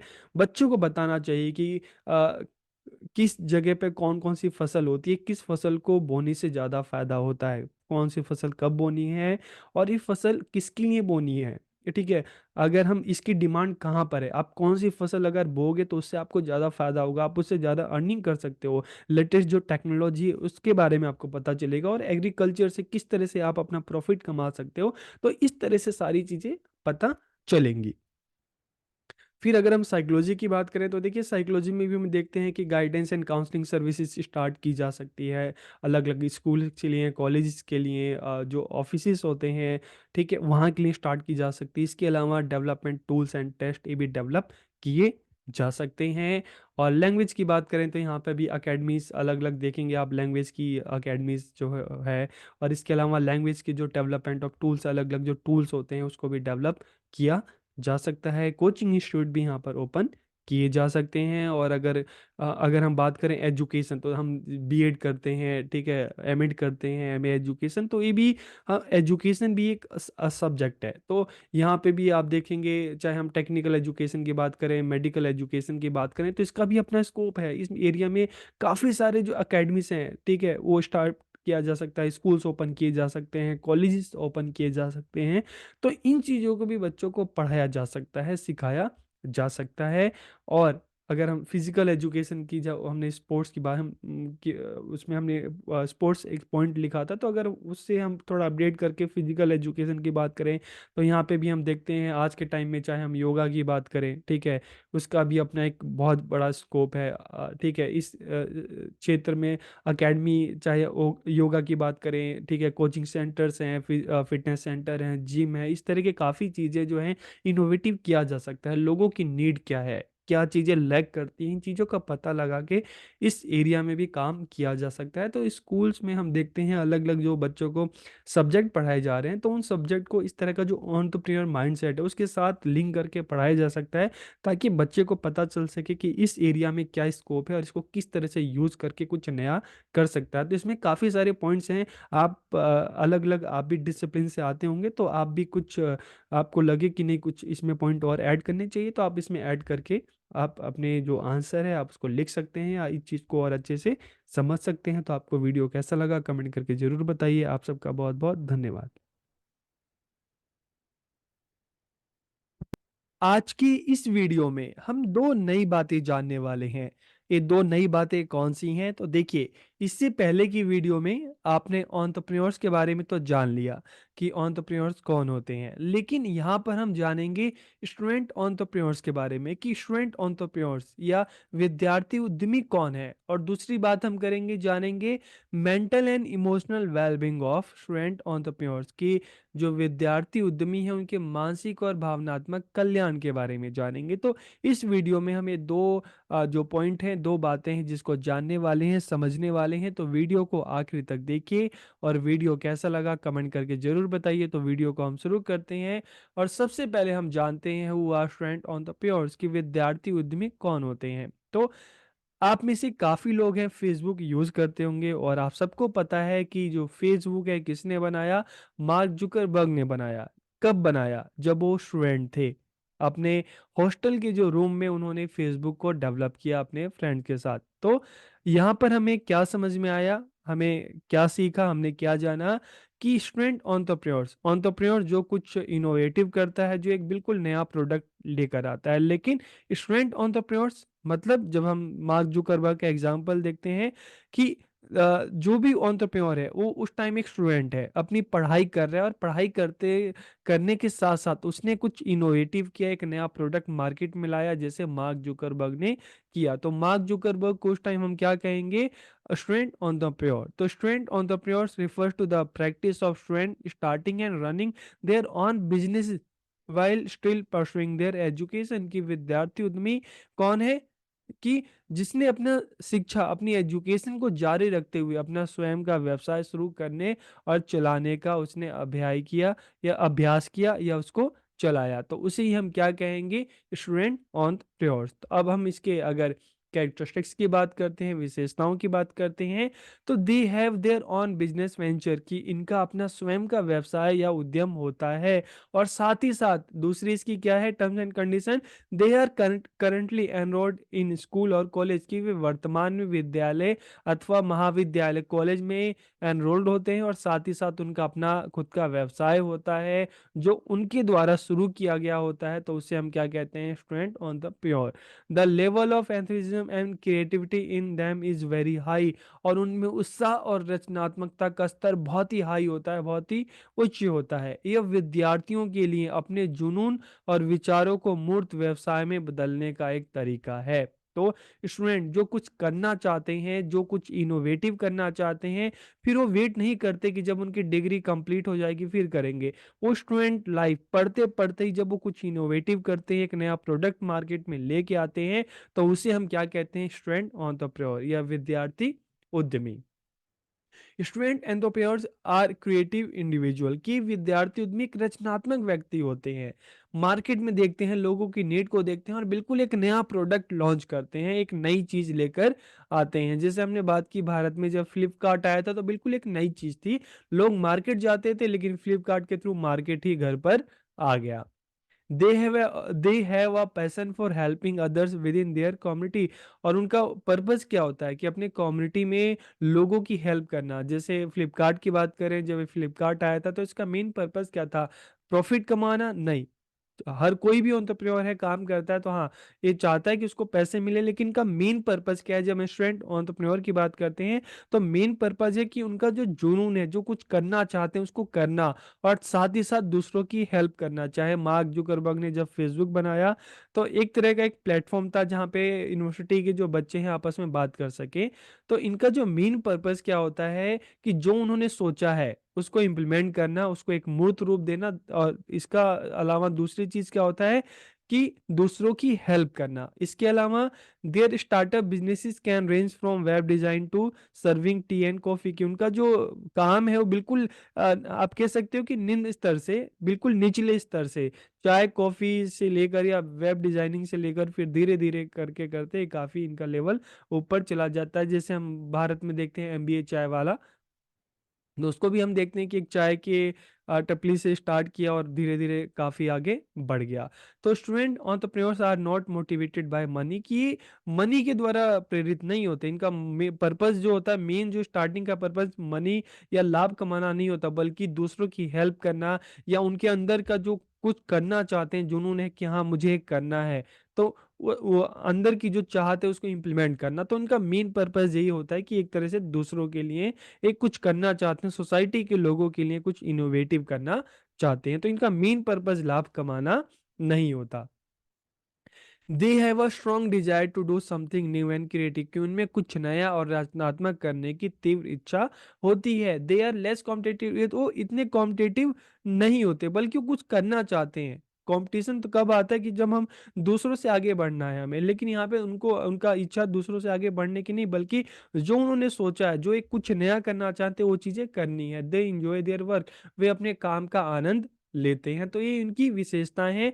तो यहाँ तक आपको समझ में आ गया होगा कि स्टूडेंट एंटरप्रेन्योर्स कौन होते हैं, उनके बारे में आपको पता चल गया होगा। अब हम अगर इनके मेंटल एंड इमोशनल वेलबींग की बात करें तो इसको भी हम जान लेते हैं।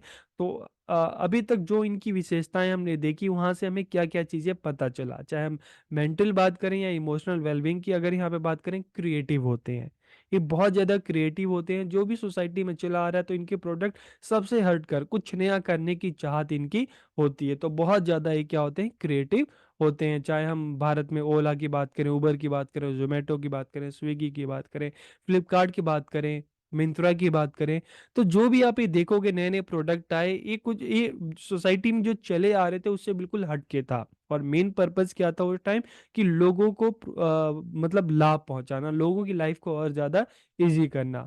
इसके अलावा पैशनेट होते हैं, जुनूनी होते हैं, कुछ करने की इनमें इच्छा होती है, और माइंड में बिल्कुल होता है कि नहीं मुझे करना है तो करना है। और हेल्पफुल नेचर होता है इनका, जो नेचर होता है, जो स्वभाव होता है, हेल्पफुल होता है। इनके जो भी प्रोडक्ट हैं सोसाइटी के लोगों की हेल्प के लिए ही आए हैं। बाकी थॉट फॉर द फ्यूचर, भविष्य के लिए इनका विचार होता है कि अभी जो प्रोडक्ट लॉन्च कर रहे हैं भविष्य में इसका क्या फायदा है।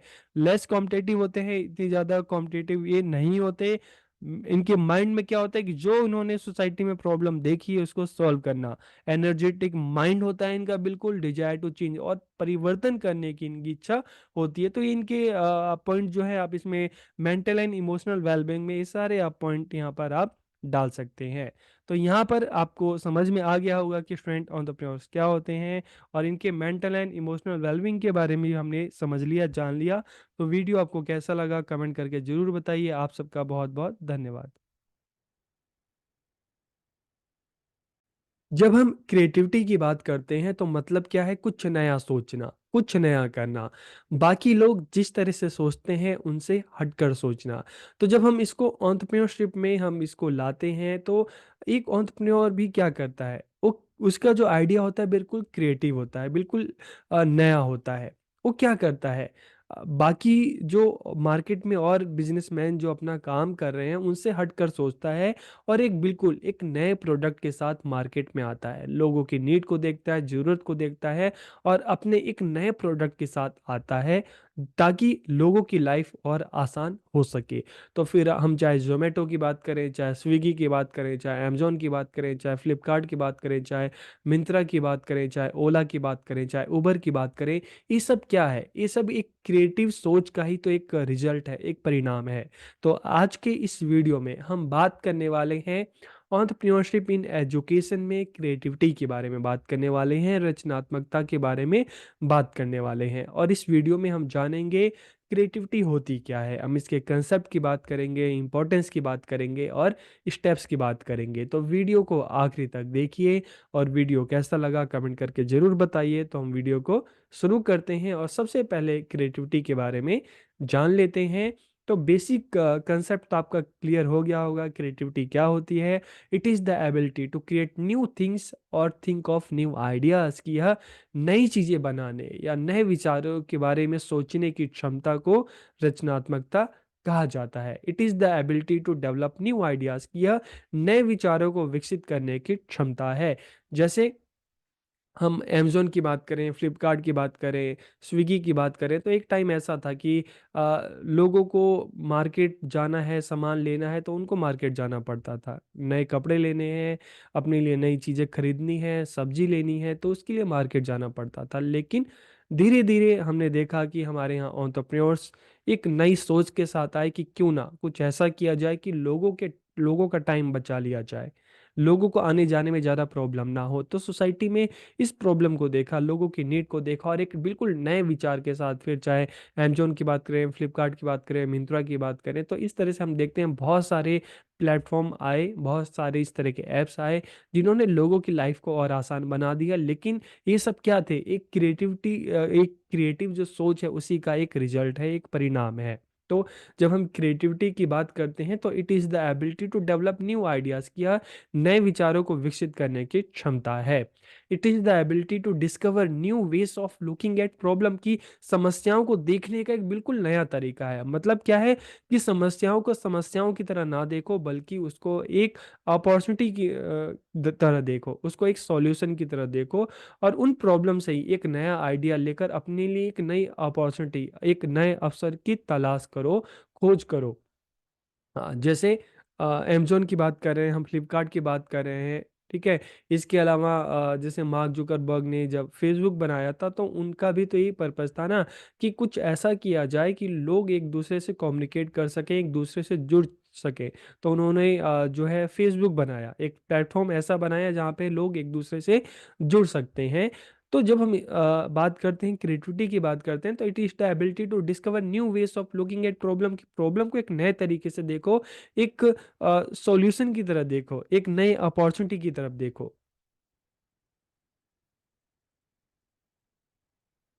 अद्वितीय विचारों के साथ कुछ अलग बनाने की मंशा, कुछ अलग करने की मंशा, और कल्पना को हम क्या कहते हैं? रचनात्मकता कहा जाता है। The intention and imagination of producing something different with unique ideas are called creativity.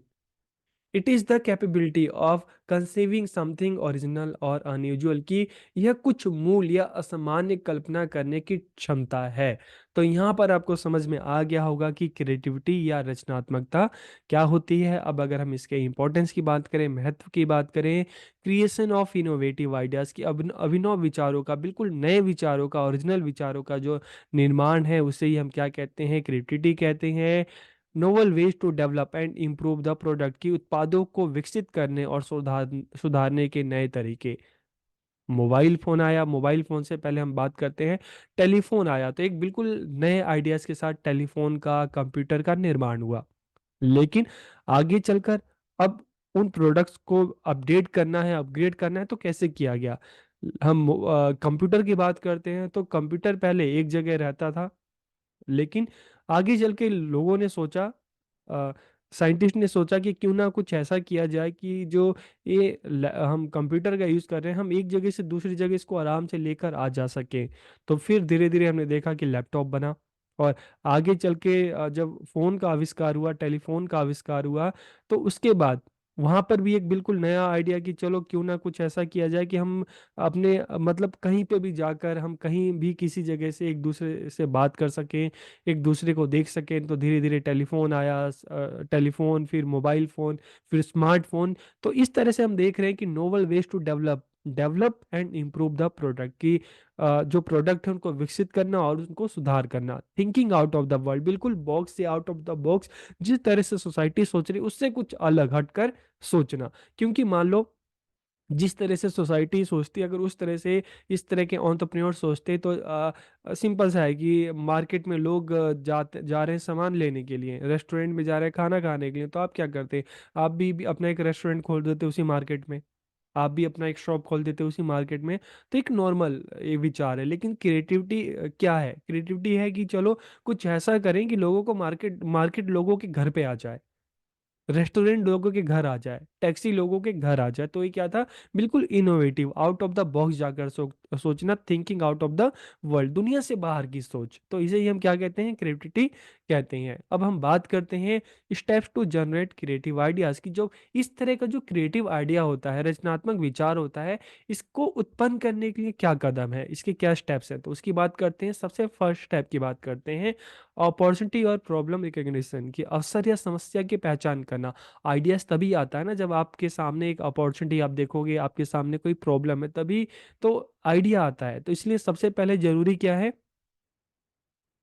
A person discovered that a new opportunity exists और प्रॉब्लम नीड रिजोल्यूशन की। एक व्यक्ति को जब पता चलता है कि एक नया अवसर मौजूद है या किसी समस्या के समाधान की आवश्यकता है, तभी तो सोचना स्टार्ट करता है, तभी तो इस तरह के क्रिएटिव आइडिया मन में आते हैं। तो सबसे पहला क्या है? अपॉर्चुनिटी और प्रॉब्लम रिकग्निशन की, अवसर या समस्या की पहचान करना। चलो आपने अवसर और समस्या की है पहचान कर ली।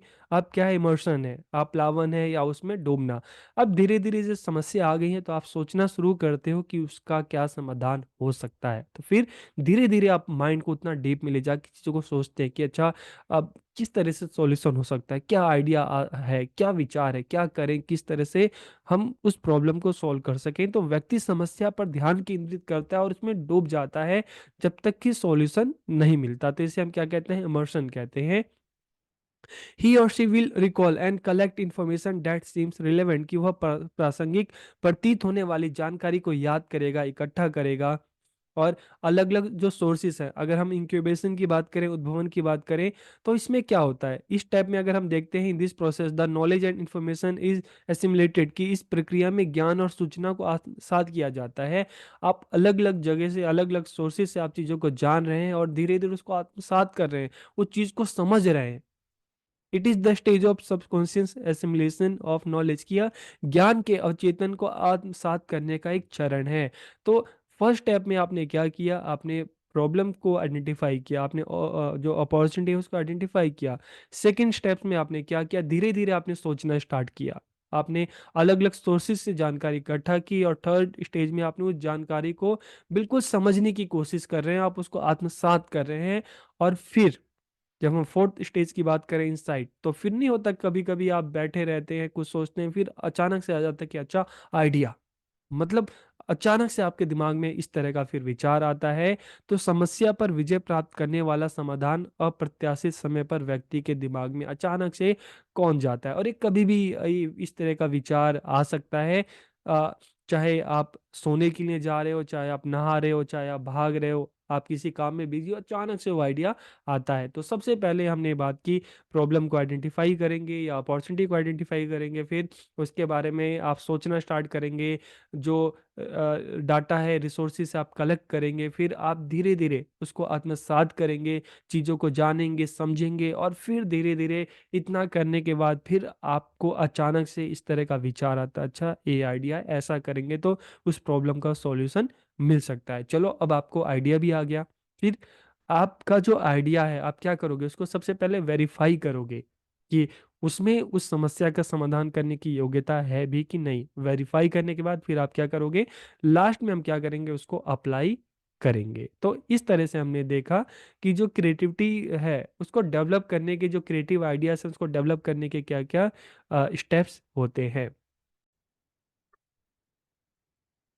इससे पहले की वीडियो में हमने बात की क्रिएटिविटी के बारे में कि क्रिएटिविटी होती क्या है, उसका कंसेप्ट क्या है, उसके स्टेप्स कौन कौन से हैं।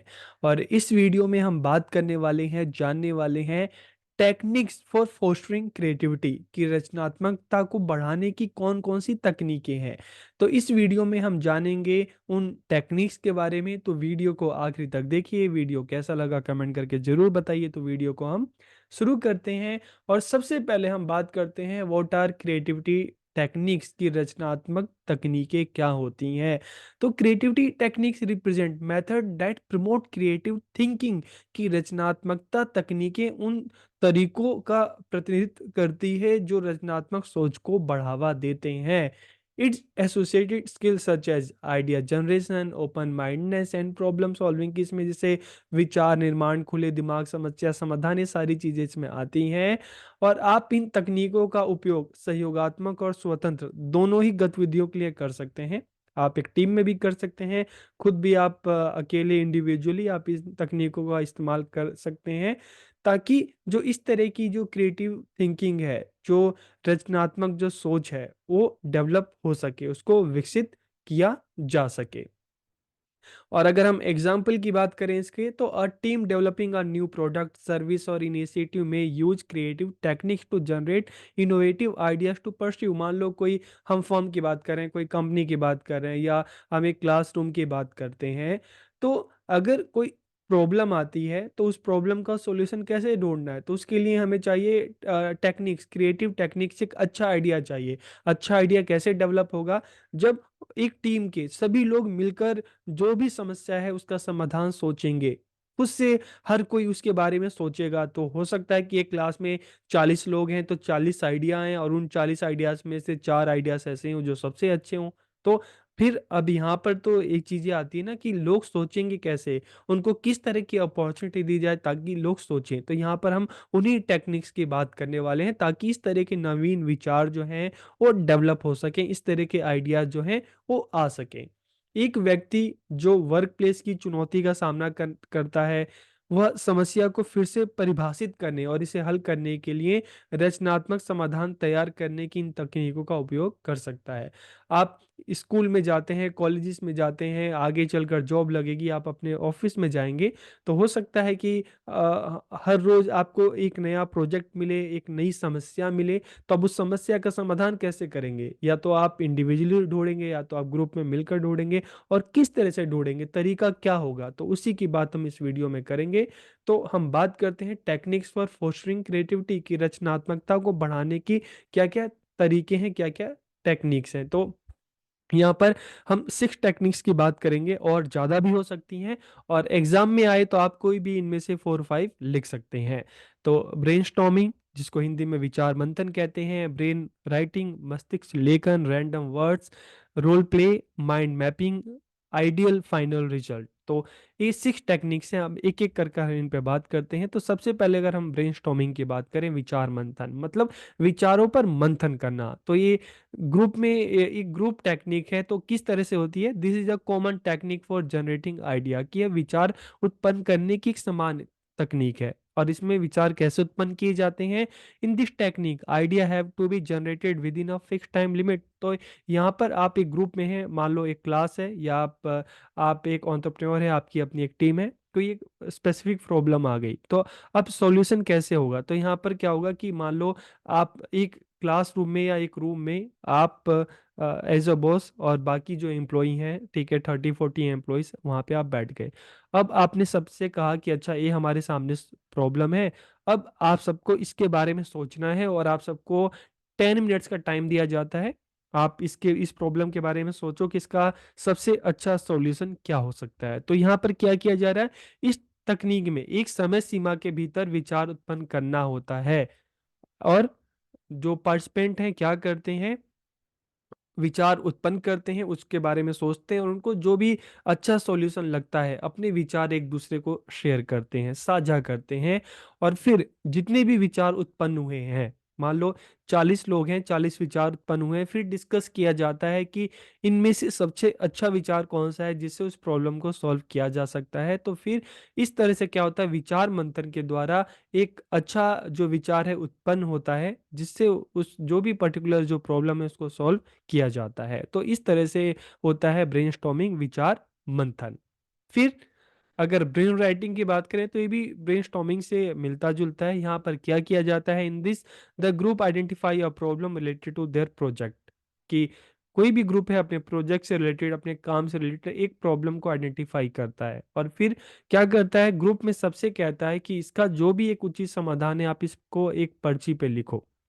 पर्ची पे लिखने के बाद फिर क्या किया, मान लो 40 लोग हैं, 40 पर्ची है, उन्होंने हर किसी ने जो भी उसको अच्छा सॉल्यूशन लग रहा था उसने उस पर्ची पर एक दो वर्ड में, एक सेंटेंस में उसको लिख दिया। फिर क्या किया जाता है, जब सबने लिख दिया तो सबसे कहा जाता है कि ऐसा करो, तुम जो ये पर्ची है, स्लिप है, एक दूसरे को दे दो। अब मान लो एक की पर्ची दूसरे के पास, दूसरे की तीसरे के पास, अब एक के पास दूसरे की पर्ची चली जाए, फिर क्या करना है, दूसरा उसको पढ़ेगा, और पढ़ने के बाद उसको लगता है कि नहीं इसमें कुछ और ऐड किया जाना चाहिए, इसमें कुछ चेंज किया जाना चाहिए, तो वो चेंज कर देता है। तो ऐसे 2-3 बार किया जाता है, और उसके बाद क्या होता है, अंत में सबसे महत्वपूर्ण जो समाधान है उसकी पहचान करने के लिए आपस में विचार विमर्श किया जाता है, और उस इससे क्या होता है कि एक अच्छा जो समाधान है वो निकल कर सामने आता है। तो यहाँ पर हो गया ब्रेन राइटिंग। फिर रैंडम वर्ड्स कि कोई भी एक शब्द पूछ लिया, ठीक है, तो ग्रुप ए भी इंडिविजुअल हो सकता है, ग्रुप में भी हो सकता है। तो इसमें क्या किया जाता है, this technique ask participant to identify a word related to a problem, कि यहाँ पे एक ग्रुप में आप काम कर रहे हो, आपने अपने ग्रुप मेंबर से पूछा कि आपको जो भी समस्या यहाँ पर हो रही है, आप उसको आप एक वर्ड में आप उसको बता सकते हैं, ठीक है। तो मान लो किसी ने बताया स्ट्रेस, किसी ने बताया टीम वर्क, उसको लग रहा है कि हमारे यहाँ पे टीम साथ में मिलकर काम नहीं कर रही, तो उसने टीम वर्क बता दिया, ठीक है। तो इस तरह से क्या हुआ कि जो भी एम्प्लॉइज हैं, जो भी वर्कर्स हैं, उनको सेम चीज बोली गई कि आप एक शब्द बताइए जो आपको जो भी प्रॉब्लम हो रही है, ठीक है। आपको लगता है कि जो इस पर्टिकुलर फर्म में है, कंपनी, वहाँ पे इस प्रॉब्लम का सामना करना पड़ा है, तो आप उससे रिलेटेड कोई भी एक वर्ड बताइए जो आप फेस कर रहे हैं। तो उसने एक वर्ड बता दिया। अब प्रतिभागी उस अवधारणा से जुड़े शब्दों या वाक्यांशों की एक सूची विकसित करते हैं, और उसके बाद यह तकनीक प्रतिभागियों को उस समस्या से संबंधित विचारों की पहचान करने में मदद करती है जिसे वे हल करना चाहते हैं। अब उसने एक वर्ड बता दिया, ठीक है। अब वर्ड बताने के बाद उनसे कहा गया कि ठीक है तुम इसको एक्सप्लेन करो, ठीक है। एक क्या प्रॉब्लम, किस तरह से इस तरह की प्रॉब्लम होती है, इनका सॉल्यूशन किस तरह से किया जा सकता है, या बाकी और भी जो मेंबर्स हैं वो भी उस बारे में अपनी राय दे सकते हैं। तो इस तरह से प्रॉब्लम को एक आइडेंटिफाई करना वर्ड्स में, और उसका क्या बेस्ट सॉल्यूशन हो सकता है उस पर बात करनी। फिर रोल प्ले की अगर हम बात करते हैं, भूमिका निर्वहन, तो अक्सर हम चाहे लैंग्वेज की बात करें, हम सोशल साइंस की बात करें, तो वहाँ पर रोल प्ले हम देखते हैं इस मेथड्स का काफ़ी यूज होता है। तो अगर हम एंटरप्रेन्योरशिप में हम देखते हैं क्रिएटिव जो आइडियाज है उसको डेवलप करने में ये मेथड किस तरह से काम करता है। तो मान लो आप एक एंटरप्रेन्योर हैं, ठीक है, आपने कोई प्रोडक्ट बनाया और आप अपनी मार्केटिंग कर रहे हैं, ठीक है। अब एक नई चीज है कि इस तकनीक से क्या फायदा है, क्या क्रिएटिव आइडिया डेवलप किया जा सकता है। तो इस तकनीक में प्रतिभागी ग्राहक के व्यक्तित्व को अपनाकर उनके दृष्टिकोण से समस्याओं और समाधानों की कल्पना करता है। कि मान लो आपका अपने प्रोडक्ट है, ठीक है, तो आपका एक 20 लोगों का आपका ग्रुप है, आप ठीक है, तो आप क्या करेंगे, आपने अब अपने जो भी आपके जो मेंबर्स हैं, जो भी सदस्य हैं, उनसे कहा कि चलो आप में से कोई भी एक कस्टमर का रोल प्ले करो, यही हमारा प्रोडक्ट है। अब आप बताइए एज अ कस्टमर आपको इसमें क्या खामियां लगती हैं, और क्या जो है एक अच्छा सॉल्यूशन हो सकता है। लेकिन यहाँ पे देखिए ऑनेस्टी होना बहुत जरूरी है।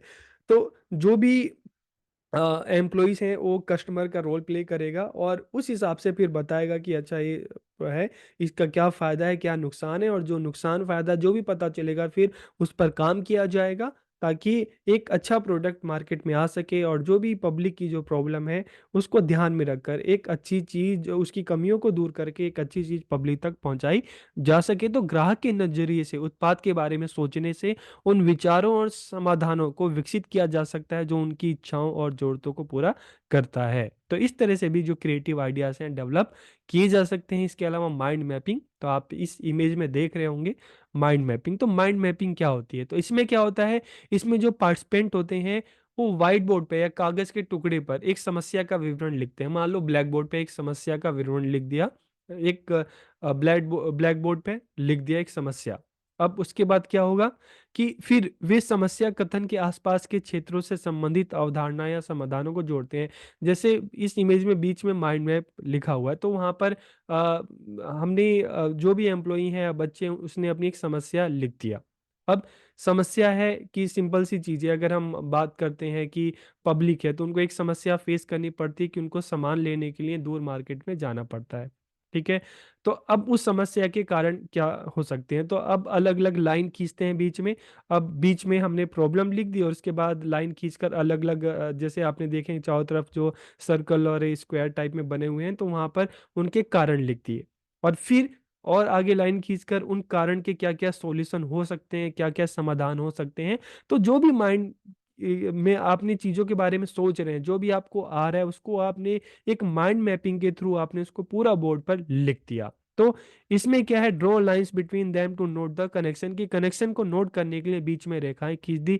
जैसे कई बार होता है ना कि टीचर आपको कुछ करवाते हैं बोर्ड पे, तो बोर्ड पे आपको बीच में प्रॉब्लम लिखी, फिर लाइन करके अलग अलग सर्कल बना के उस पर क्या क्या उसके रीजन है, फिर सर्कल बना के क्या क्या उसके सॉल्यूशन हो सकते हैं। तो इस तरह से चीजें लिख दी। तो it explain how they plan to achieve those proposed concept और सॉल्यूशन, की ये बताता है कि क्या प्रॉब्लम है, उनके क्या कारण है, उनका सॉल्यूशन किस तरह से किया जा सकता है। तो इस तरह की माइंड मैपिंग भी हो सकती है। तो इनके माध्यम से भी क्रिएटिव थिंकिंग डेवलप की जा सकती है। और आइडियल फाइनल रिजल्ट अगर हम इसकी बात करते हैं, तो इसमें क्या होता है, इसमें जो भी पार्टिसिपेंट है एक समस्या कथन की पहचान करते हैं और फिर उन पर उसके बारे में एक आदर्श समाधान वर्णन करते हैं। मान लो आप हैं, आप एक ग्रुप में, आपसे कहा जाए कि चलो आप कोई भी एक जो प्रॉब्लम फेस हो रही है आपको यहाँ पर, आप उस प्रॉब्लम के बारे में आप बताइए क्या प्रॉब्लम फेस हो रही है और उसका एक अच्छा सॉल्यूशन क्या हो सकता है। तो पहले प्रॉब्लम पे बात होगी, फिर आप बताएंगे कि आपके हिसाब से क्या सॉल्यूशन हो सकता है। बाकी मेंबर्स भी उसके बारे में सॉल्यूशन बता सकते हैं और इस तरह से एक अच्छा आइडिया, एक क्रिएटिव आइडिया डेवलप किया जा सकता है ताकि उसका एक अच्छा समाधान मिल सके। तो इस तरह से हम देख रहे हैं कि अलग अलग टेक्निक्स हैं, अलग अलग तरीके हैं जिसके माध्यम से इस तरह की जो क्रिएटिव आइडियाज हैं वो डेवलप किया जा सकता है। चाहे ब्रेन स्टॉर्मिंग हो, चाहे ब्रेन राइटिंग की बात करें, चाहे हम माइंड मैपिंग की बात कर रहे हैं, चाहे हम ये अलग अलग जो तरीके हैं, हमने इस पे बात की कि किस तरह से जो क्रिएटिव आइडियाज हैं वो डेवलप किए जा सकते हैं, क्या क्या उसकी टेक्निक्स है। तो ये वीडियो आपको कैसा लगा कमेंट करके जरूर बताइए। और इसका जो नेक्स्ट पार्ट है उसमें हम देखेंगे कि इस तरह के जो क्रिएटिविटी है यहाँ पे क्या क्या प्रॉब्लम्स होती हैं इसमें और उनका सॉल्यूशन किस प्रकार से किया जा सकता है। तो हम आप नेक्स्ट वीडियो का वेट कीजिए। तब तक आप सबका बहुत बहुत धन्यवाद। इससे पहले की वीडियो में हम बात कर चुके हैं, जान चुके हैं, समझ चुके हैं कि क्रिएटिविटी क्या होती है, इसका कंसेप्ट क्या है, इसके इम्पोर्टेंस क्या है और इसके स्टेप्स कौन कौन से हैं। हम ये भी जान चुके हैं, बात कर चुके हैं कि ऐसी कौन कौन सी टेक्निक्स है जिसके द्वारा जो क्रिएटिव आइडियाज हैं उसको और डेवलप किया जा सकता है, उसको बढ़ाया जा सकता है।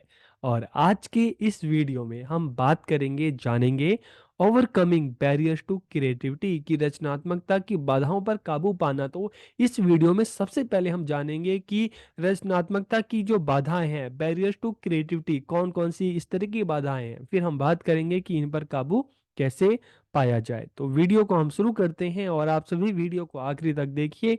वीडियो कैसा लगा कमेंट करके जरूर बताइए। तो बैरियर्स पर बात करने से पहले एक बार हम क्रिएटिविटी की ही बात कर लेते हैं कि it is the ability to create new things और थिंक ऑफ न्यू आइडियाज़, की नई चीज़ें बनाना या नए विचारों के बारे में सोचने की क्षमता को क्या कहा जाता है, क्रिएटिविटी या रचनात्मकता कहा जाता है। It is the ability to develop new ideas, या नए विचारों को विकसित करने की क्षमता है। It is ability to discover new ways of looking at problems and opportunity, की ये समस्याओं और अवसरों को नए तरीके से देखने, नए तरीके से खोजने की क्षमता है। अब अगर हम बैरियर्स की बात करें, तो barriers to creativity can inhibit our ability to think creatively, कि रचनात्मकता की जब हम बाधाओं की बात करते हैं तो ये हमारी जो ये रचनात्मक चिंतन है, हमारी जो ये क्रिएटिव थिंकिंग है, इसको क्या करती है, क्षमता को रोकती हैं। By becoming aware of this barriers we can identify them, कि इन बाधाओं के प्रति जागरूक होकर हम इन्हें पहचान कर सकते हैं। और जब हम इन्हें पहचान सकते हैं तो इनको दूर करने के जो उपाय हैं उसको भी हम अपना सकते हैं, ताकि इस तरह के जो बैरियर्स हैं जो हमारी क्रिएटिव थिंकिंग जो है उसको जो रोकते हैं, तो किस तरह से उसकी पहचान की जाए, किस तरह से उन बाधाओं को दूर किया जाए। तो सबसे पहले हम इन बैरियर्स को देखते हैं, कौन कौन से बैरियर्स हैं। बैरियर्स टू क्रिएटिविटी, रचनात्मकता की बाधाएं। ओवर थिंकिंग, तो देखिए सोचना तो बहुत अच्छा है, क्योंकि आप थिंकिंग के द्वारा, सोचने के द्वारा ही, सोच कर ही आप कुछ नया आइडियाज ला सकते हैं, कुछ इनोवेटिव कर सकते हैं। लेकिन जब हम बात करते हैं ना ओवर थिंकिंग की, कि कुछ जरूरत से ज्यादा ही सोचना, तो जब आप किसी भी टॉपिक के बारे में जब आप ओवर थिंकिंग करने लगते हैं ना, तो ओवर थिंकिंग से क्या होता है, आप किसी एक कंक्लूजन तक, किसी रिजल्ट तक बिल्कुल नहीं पहुंचते। और फिर अगर हम दूसरी बात करते हैं, सेल्फ सेंसरशिप की बात करते हैं, स्व सेंसरशिप, तो इसका मतलब क्या होता है, तो अक्सर हम कहते हैं ना कि आपकी अंदर की आवाज। तो बहुत बार ऐसा भी होता है कि जब आप कुछ करने जाते हैं तो अंदर से पॉजिटिव और नेगेटिव दोनों तरह की आवाज आती है। तो जब हम सेल्फ सेंसरशिप की बात करते हैं तो यहाँ पे एक जो नेगेटिव थिंकिंग है, कि कोई भी चीज करने जा रहे हैं तो नहीं, हम नहीं कर सकते, हमसे नहीं हो पाएगा, अगर करेंगे तो पता नहीं क्या होगा। तो इस तरह की जो हम सेल्फ सेंसरशिप की बात करते हैं, तो अंदर से जो एक बार बार जो एक नेगेटिव, पॉजिटिव नेगेटिव दोनों आती है, लेकिन यहाँ पे हम नेगेटिव थिंकिंग की बात कर रहे हैं, जो आपको हर काम करने से रोकती है। फिर माइक्रो मैनेजमेंट, बहुत सारे इंस्टीट्यूट देखते हैं हम, ऑर्गेनाइजेशन देखते हैं, जहां पर जो एम्प्लॉयज होते हैं उनके लिए बहुत ज़्यादा रिस्ट्रिक्शन होती हैं, बहुत ज़्यादा बाधाएं होती हैं, वो अपने आप से सोच नहीं सकते, अपने आप से कुछ कर नहीं सकते। जो भी मैनेजमेंट की तरफ से डिसाइड होगा वही सोचना है, उसी तरह से काम करना है। तो इस तरह का माइक्रो मैनेजमेंट भी क्या है, इनके द्वारा भी लोगों की जो क्रिएटिव आइडियाज है, जो थिंकिंग है, कहीं ना कहीं वो खत्म हो जाती है, क्योंकि उनको सिर्फ ऑर्डर्स को फॉलो करना है, खुद अपनी तरफ से नहीं सोच सकते। इमेज रिस्क, छवि संबंधी जोखिम। तो अब इमेज रिस्क क्या होता है, देखिए आपने किसी ऑर्गेनाइजेशन को ज्वाइन किया, वहां पे पहले से भी काफी सारे मेंबर्स हैं। तो अब अगर आप ये सोचें कि चलो मैं कुछ इनोवेटिव करता हूँ, कुछ मैं नए आइडियाज के साथ काम करता हूँ, ताकि जिससे ऑर्गेनाइजेशन के लिए और मैं बेहतर कर सकूं, तो जब आप कुछ इनोवेटिव आइडियाज के साथ नया करने की सोचते हैं, तो कहीं ना कहीं जो बाकी जो मेंबर्स होते हैं, फैकल्टी मेंबर्स होते हैं और लोग होते हैं, तो फिर वो कहीं ना कहीं आपको क्रिटिसाइज करते हैं। तो जब इमेज रिस्क की बात करते हैं तो यहाँ पर आपको इस चीज़ का डर लगने लगता है कि अगर मैं कुछ इनोवेटिव करूंगा, कुछ नया करूंगा, तो बाकी सब मुझसे नाराज हो जाएंगे।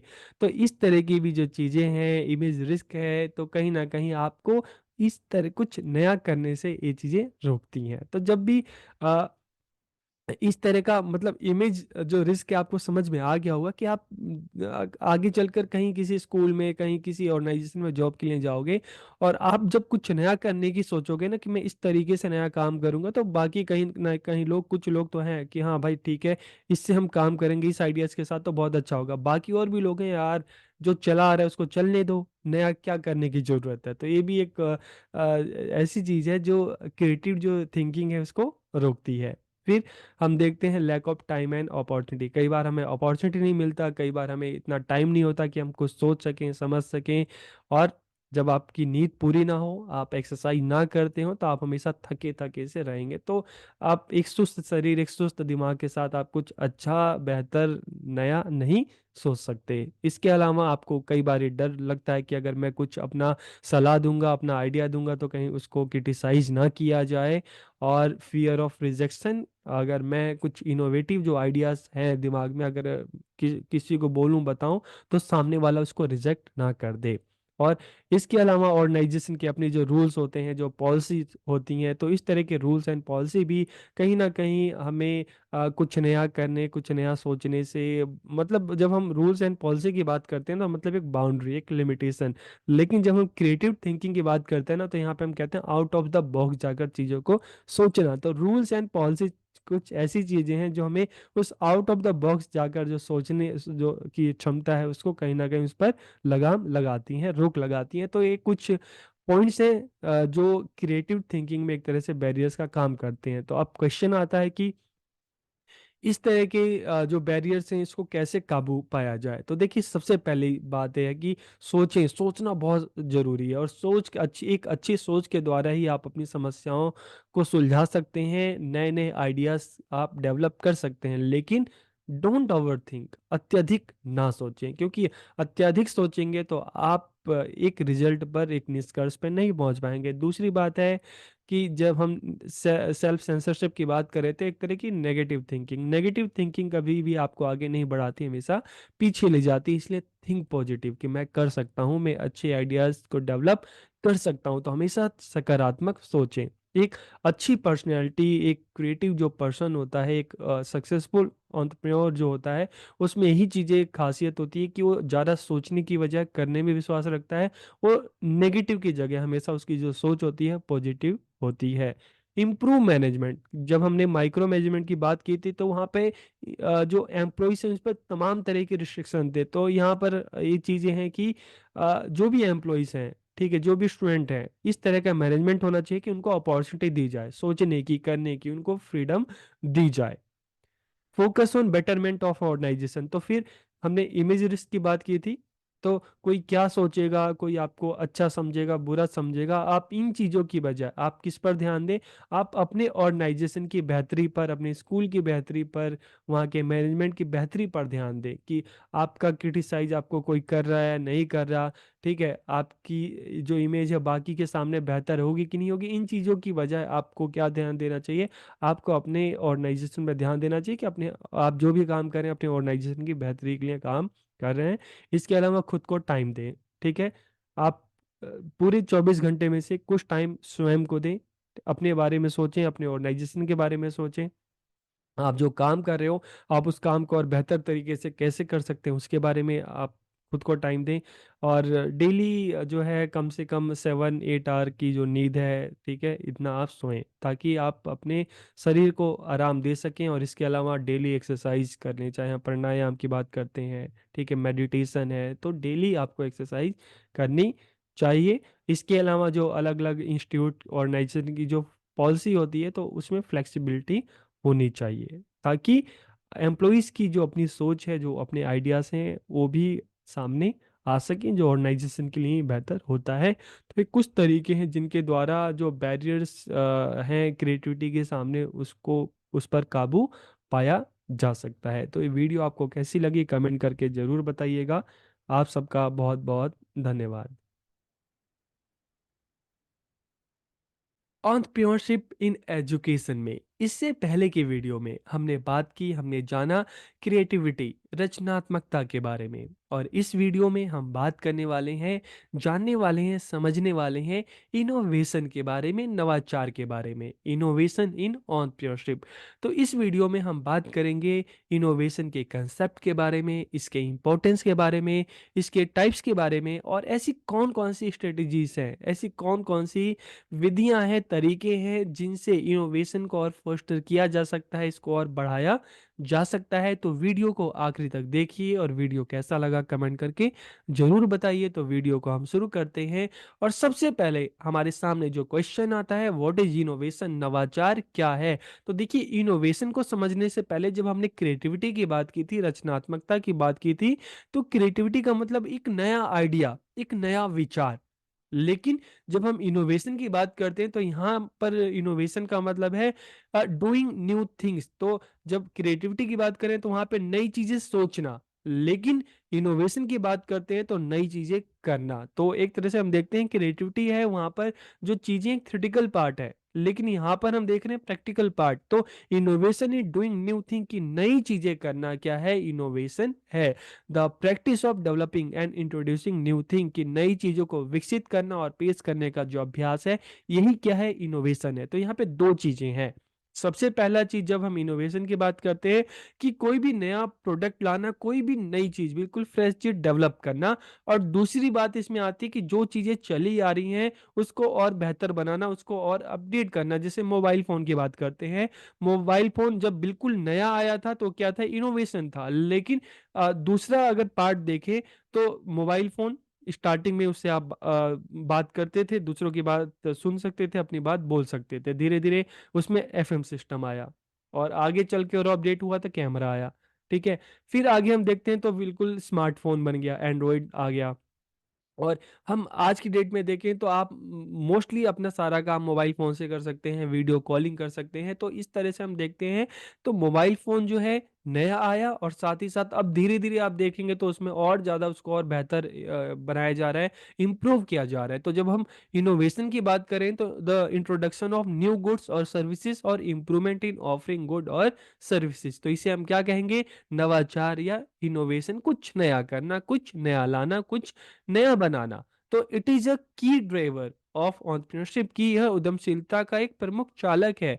क्योंकि मार्केट में क्या है कि जो दिखता है वो बिकता है। आप कुछ नया लेके आओगे तो लोग उसको ज्यादा से ज्यादा उसको पसंद करेंगे। तो इसीलिए इसको हम क्या कह रहे हैं कि ड्राइवर ऑफ एंटरप्रेन्योरशिप की उद्यमशीलता का एक प्रमुख चालक है। It allows entrepreneurs to identify new opportunity, की उद्यमियों को एक नए अवसर की पहचान करने की अनुमति देता है। इसके बहुत सारे एग्जाम्पल है कि मार्केट में जब कोई नई चीज आई, धीरे धीरे लोगों ने उसको पसंद किया, काफी पसंद किया, उसको अपनाया। चाहे हम बात करते हैं कि पहले फोन, टेलीफोन की बात करते हैं, मोबाइल फोन आया एक नई चीज।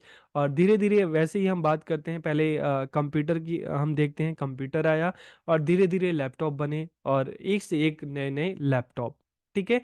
और इसके अलावा जो हम देखते हैं कि चाहे अमेजन आया, फ्लिपकार्ट आया, मिंत्रा आया, चाहे हम उबर की बात करते हैं, चाहे स्विगी की बात करते हैं, जोमेटो की बात करते हैं, तो it allows entrepreneurs to identify new opportunity. की एंटरप्रेन्योर क्या कह रहे हैं कि क्या कर रहे हैं, अपने आसपास चीज़ों को देख रहे हैं, मार्केट को देख रहे हैं, वहाँ पे देख रहे हैं कि लोगों की क्या ज़रूरत है, क्या नीड है, और उसके बाद फिर एक नया प्रोडक्ट लेकर मार्केट में आ रहे हैं। It brings new product and services to market, की बाजार में एक नए उत्पाद और सेवाएं लाता है। तो इससे क्या होता है, जब बाजार में कुछ नया आता है, it helps companies stay competitive, तो इससे कंपनियों को एक कॉम्पिटिटिव होने में, प्रतिस्पर्धी होने में, बने रहने में, ठीक है, आगे बढ़ने में, और नई जॉब्स को क्रिएट करने में हेल्प मिलती है। आज के टाइम में देखें, हम एग्जांपल ले लें, जो एप्पल है अपने फ़ोन निकाला है, तो सैमसंग अपने निकाला है, तो एमआई अपने निकाला है। हर कोई एक नए नए फीचर्स के साथ आ रहा है, नया फीचर्स रेट थोड़े कम हो। तो इस तरह से देखते हैं कि इस तरह की जो इनोवेशन है ना, तो इससे मार्केट में जो कंपटीशन जो है ये बना रहता है, और साथ के साथ मार्केट आगे बढ़ती है, और नई नई जॉब की जो अपॉर्चुनिटी है वो आगे मतलब जो है पैदा होती हैं। अब अगर हम इंपॉर्टेंस ऑफ इनोवेशन, नवाचार के महत्व की बात करें, तो इससे क्या होता है, इट इम्प्रूव्स प्रोडक्टिविटी, कि जब नई नई चीजें मार्केट में आती है तो इससे जो उत्पादकता है, प्रोडक्टिविटी है, उसमें सुधार होता है। इट इंक्रीजेस प्रोडक्टिविटी, और इस तरह के जो प्रोडक्ट होते हैं लोग उसको बहुत पसंद करते हैं। जब मार्केट में जो कुछ नया आता है तो लोग उसको बहुत पसंद करते हैं, उसको अपनाते हैं। इट इंक्रीजेस रिवेन्यू, तो इससे क्या होता है, इससे रिवेन्यू होता है। It solve the market problem, कि यह बाजार की समस्याओं का समाधान करता है। क्योंकि एंटरप्रेन्योर्स क्या करते हैं, मार्केट को देखते हैं, वहाँ की लोगों की प्रॉब्लम्स को देखते हैं, और उस प्रॉब्लम्स को सॉल्व करने के लिए बिल्कुल एक नया इनोवेटिव प्रोडक्ट लाते हैं। तो इससे क्या होता है कि जो मार्केट की जो प्रॉब्लम है, कहीं ना कहीं उसका धीरे धीरे सॉल्यूशन मिलता है। इसके अलावा entrepreneurs have a unique selling point, तो इसके इससे क्या होता है कि एंटरप्रेन्योर्स के पास एक बिल्कुल नया, एक बिल्कुल नई वस्तु होती है, एक नया तरीका होता है कि हाँ भाई आप हमारे प्रोडक्ट को खरीदो, क्योंकि हम अपने प्रोडक्ट में ये नयापन ला रहे हैं, बिल्कुल एक नया प्रोडक्ट, फ्रेश प्रोडक्ट आपके सामने ला रहे हैं। It allows entrepreneurs to identify new opportunity, की उद्यमियों को नए अवसर की पहचान करने की अनुमति देता है। It makes the best of your existing product, और जो आपका एग्जिस्टिंग प्रोडक्ट है आप उसको और बेहतर तरीके से लोगों के सामने प्रेजेंट करते हैं, प्रस्तुत करते हैं। It gives a competitive advantage, की इससे क्या होता है कि जो एक कॉम्पिटिटिव एडवांटेज है वो होता है, मार्केट में कंपटीशन बना रहता है, तो इसका फायदा किसको होता है, पब्लिक को होता है। और साथ ही साथ जो एंटरप्रेन्योर्स है, जो कंपनीज हैं, उनको भी इसका फायदा होता है। फिर अगर हम टाइप्स ऑफ इनोवेशन, नवाचार के प्रकार की बात करते हैं, तो देखिए 4 टाइप्स हैं: इन्वेंशन, एक्सटेंशन, डुप्लीकेशन, सिंथेसिस। तो अब हम एक एक करके इनको जानते हैं। सबसे पहले जब हम इन्वेंशन की बात करते हैं, तो invention described as the creation of new product, service और प्रोसेस, की एक नए उत्पाद, सेवा या प्रक्रिया के निर्माण के रूप में वर्णित है। Something that has not been tried before, कुछ ऐसा जो पहले कभी अपनाया नहीं गया, बिल्कुल एक नए प्रोडक्ट के साथ मार्केट में आना, तो इसे हम क्या कहते हैं, इन्वेंशन कहते हैं। बिल्कुल एक नया प्रोडक्ट उसके साथ आप मार्केट में आ रहे हैं। जैसे लैपटॉप पहली बार बना होगा तो बिल्कुल एक नया प्रोडक्ट है, मोबाइल फोन बना होगा तो बिल्कुल एक नया प्रोडक्ट है, फ्रीज आया होगा तो बिल्कुल एक नया प्रोडक्ट है। तो इन्वेंशन की मतलब है कि बिल्कुल नया, एक नई चीज के साथ मार्केट में आना। फिर दूसरा हम बात करते हैं, एक्सटेंशन की बात करते हैं। अब चलो एक नया प्रोडक्ट आ गया, अब एक्सटेंशन में जैसे हम यहाँ पे कोलगेट की बात कर रहे हैं, कोलगेट जब आया, पेस्ट था, धीरे धीरे उसके ब्रश भी आने लगे और भी प्रोडक्ट धीरे धीरे आने लगे, तो यहाँ पर क्या है, एक्सटेंशन है। एक एग्जांपल के लिए हम देखते हैं कि जैसे पतंजलि आया तो स्टार्टिंग में जो था उनका पेस्ट हुआ करता था, दंत मंजन ऑयल था, लेकिन आप देखेंगे पतंजलि के दुनिया भर के जो प्रोडक्ट है आगे, तो क्या हुआ, धीरे धीरे उसका एक्सटेंशन हुआ। इसी तरह से आप इमेज में डेटॉल का देख सकते हैं, पहले डेटॉल शॉप आया तो काफ़ी सारे फिर अलग अलग इसके प्रोडक्ट आ गए, चाहे डेटॉल सैनिटाइजर की बात करते हैं, शेविंग क्रीम की बात करते हैं, लिक्विड हैंड वॉश की बात करते हैं। ठीक है, तो इस तरह से काफ़ी सारे जब मार्केट में एक नया प्रोडक्ट आता है और धीरे धीरे फिर उसका एक्सटेंशन होता है। इसी तरह से हम पार्ले की बात करते हैं, पार्ले एक प्रोडक्ट है, कोका कोला प्रोडक्ट है, और धीरे धीरे उनके काफ़ी सारे प्रोडक्ट मार्केट में आ जाते हैं, तो इसको क्या कहते हैं, एक्सटेंशन या विस्तार। The expansion of N existing product services और प्रोसेस, तो एक्सटेंशन क्या हुआ, किसी मौजूदा उत्पाद सेवा प्रक्रिया का विस्तार करना। इसका मतलब क्या होता है कि उद्यमी एक मौजूदा विचार लेता है और इसे अलग अलग तरीके से मार्केट में लागू करता है। फिर डुप्लीकेशन, प्रतिलिपि, तो बहुत बार आपने ऐसे देखे होंगे मार्केट में डुप्लीकेट प्रोडक्ट होते हैं, जैसे है कोलगेट, तो इसी से मिलता जुलता जो नाम से है कूलगेट, नोकिया फ़ोन आता है तो उसी से मिलता-जुलता नोकाई। तो इस तरह से मार्केट में आपने बहुत इस तरह के डुप्लीकेशन देखे होंगे, बिल्कुल उसी की प्रतिलिपि आपने देखी होंगी। आपने भी इस तरह के मार्केट में ब्रांड से मिलते-जुलते जो प्रोडक्ट हैं आपने देखे होंगे इस तरह से। तो जब हम डुप्लीकेशन की बात करते हैं तो इसका मतलब क्या है, कॉपिंग एन एग्जिस्टिंग प्रोडक्ट और services and then adding the entrepreneurs on creative touch in order to improve it, कि किसी मौजूदा उत्पाद या सेवा की नकल करना और फिर उद्यमियों को अपना रचनात्मक स्पर्श जोड़ना ताकि इसमें सुधार किया जा सके। तो यहाँ पे डुप्लीकेशन का मतलब भी आपको समझ में आ गया होगा। इसी इसी तरह से जैसे हमने देखते हैं बिस्लेरी प्रोडक्ट आता है, तो बिस्लेरी जो बोतल है उसी का एक डुप्लीकेशन देखें तो बिलसेरी, इस तरह से भी आपको प्रोडक्ट आपको दिख जाएंगे। एक नज़र में तो लगता है वही है, लेकिन जब आप पढ़ते हैं तो फिर पता चलता है नहीं, वो अलग है। इसके अलावा यहाँ पर और भी देखते हैं, जैसे फ्रेंचाइजी होती है, बीकानेर, बीकानेर वाला, Agrawal, CCD, DPS, MC, McD. ठीक है, तो यहाँ पर इनकी फ्रेंचाइजी भी आपने देखा होगा काफ़ी जगह ले ली जाती है, तो ये सब किसके एग्जाम्पल है, डुप्लीकेशन या प्रतिलिपि के। और अगर इसके फोर्थ की बात करते हैं, सिंथेसिस, संश्लेषण, तो इसका मतलब क्या है, एक नए उत्पाद या सेवा में एक से अधिक मौजूदा उत्पाद या सेवाओं का संयोजन करना। तो ये संयोजन क्या है, एक कॉम्बिनेशन क्या है, इसका मतलब है कई अलग अलग विचारों को एक नए उत्पाद या सेवाओं में जोड़ा जाता है। अभी तक नहीं समझ में आया तो आप इस एग्जांपल से समझ सकते हैं। जैसे टेलीफोन एक नया प्रोडक्ट है, फोटोकॉपियर एक अलग प्रोडक्ट है, ठीक है, लेकिन दोनों को अगर जोड़ दिया तो फैक्स मशीन हो गई एक नया प्रोडक्ट। इसी तरह से फोटोकॉपी और स्कैनर, तो फोटोकॉपी स्कैनर मशीन। लाइब्रेरी पहले अलग होती थी, रेस्टोरेंट अलग था, आप देख रहे हैं कि बिल्कुल एक नया इनोवेटिव आ रहा है कि बुक रेस्टोरेंट, जहाँ पर आप पढ़ भी सकते हैं, खा भी सकते हैं। Telephone plus calculator plus radio plus camera, फिर क्या हो गया इसका, स्मार्टफोन। तो दो अलग अलग प्रोडक्ट, अब उनको मिलाकर कंबाइन करके एक नया प्रोडक्ट बनाना, तो इसे हम क्या कहते हैं, सिंथेसिस या संश्लेषण कहते हैं। तो ये तो हो गए अलग अलग टाइप्स इनोवेशन के।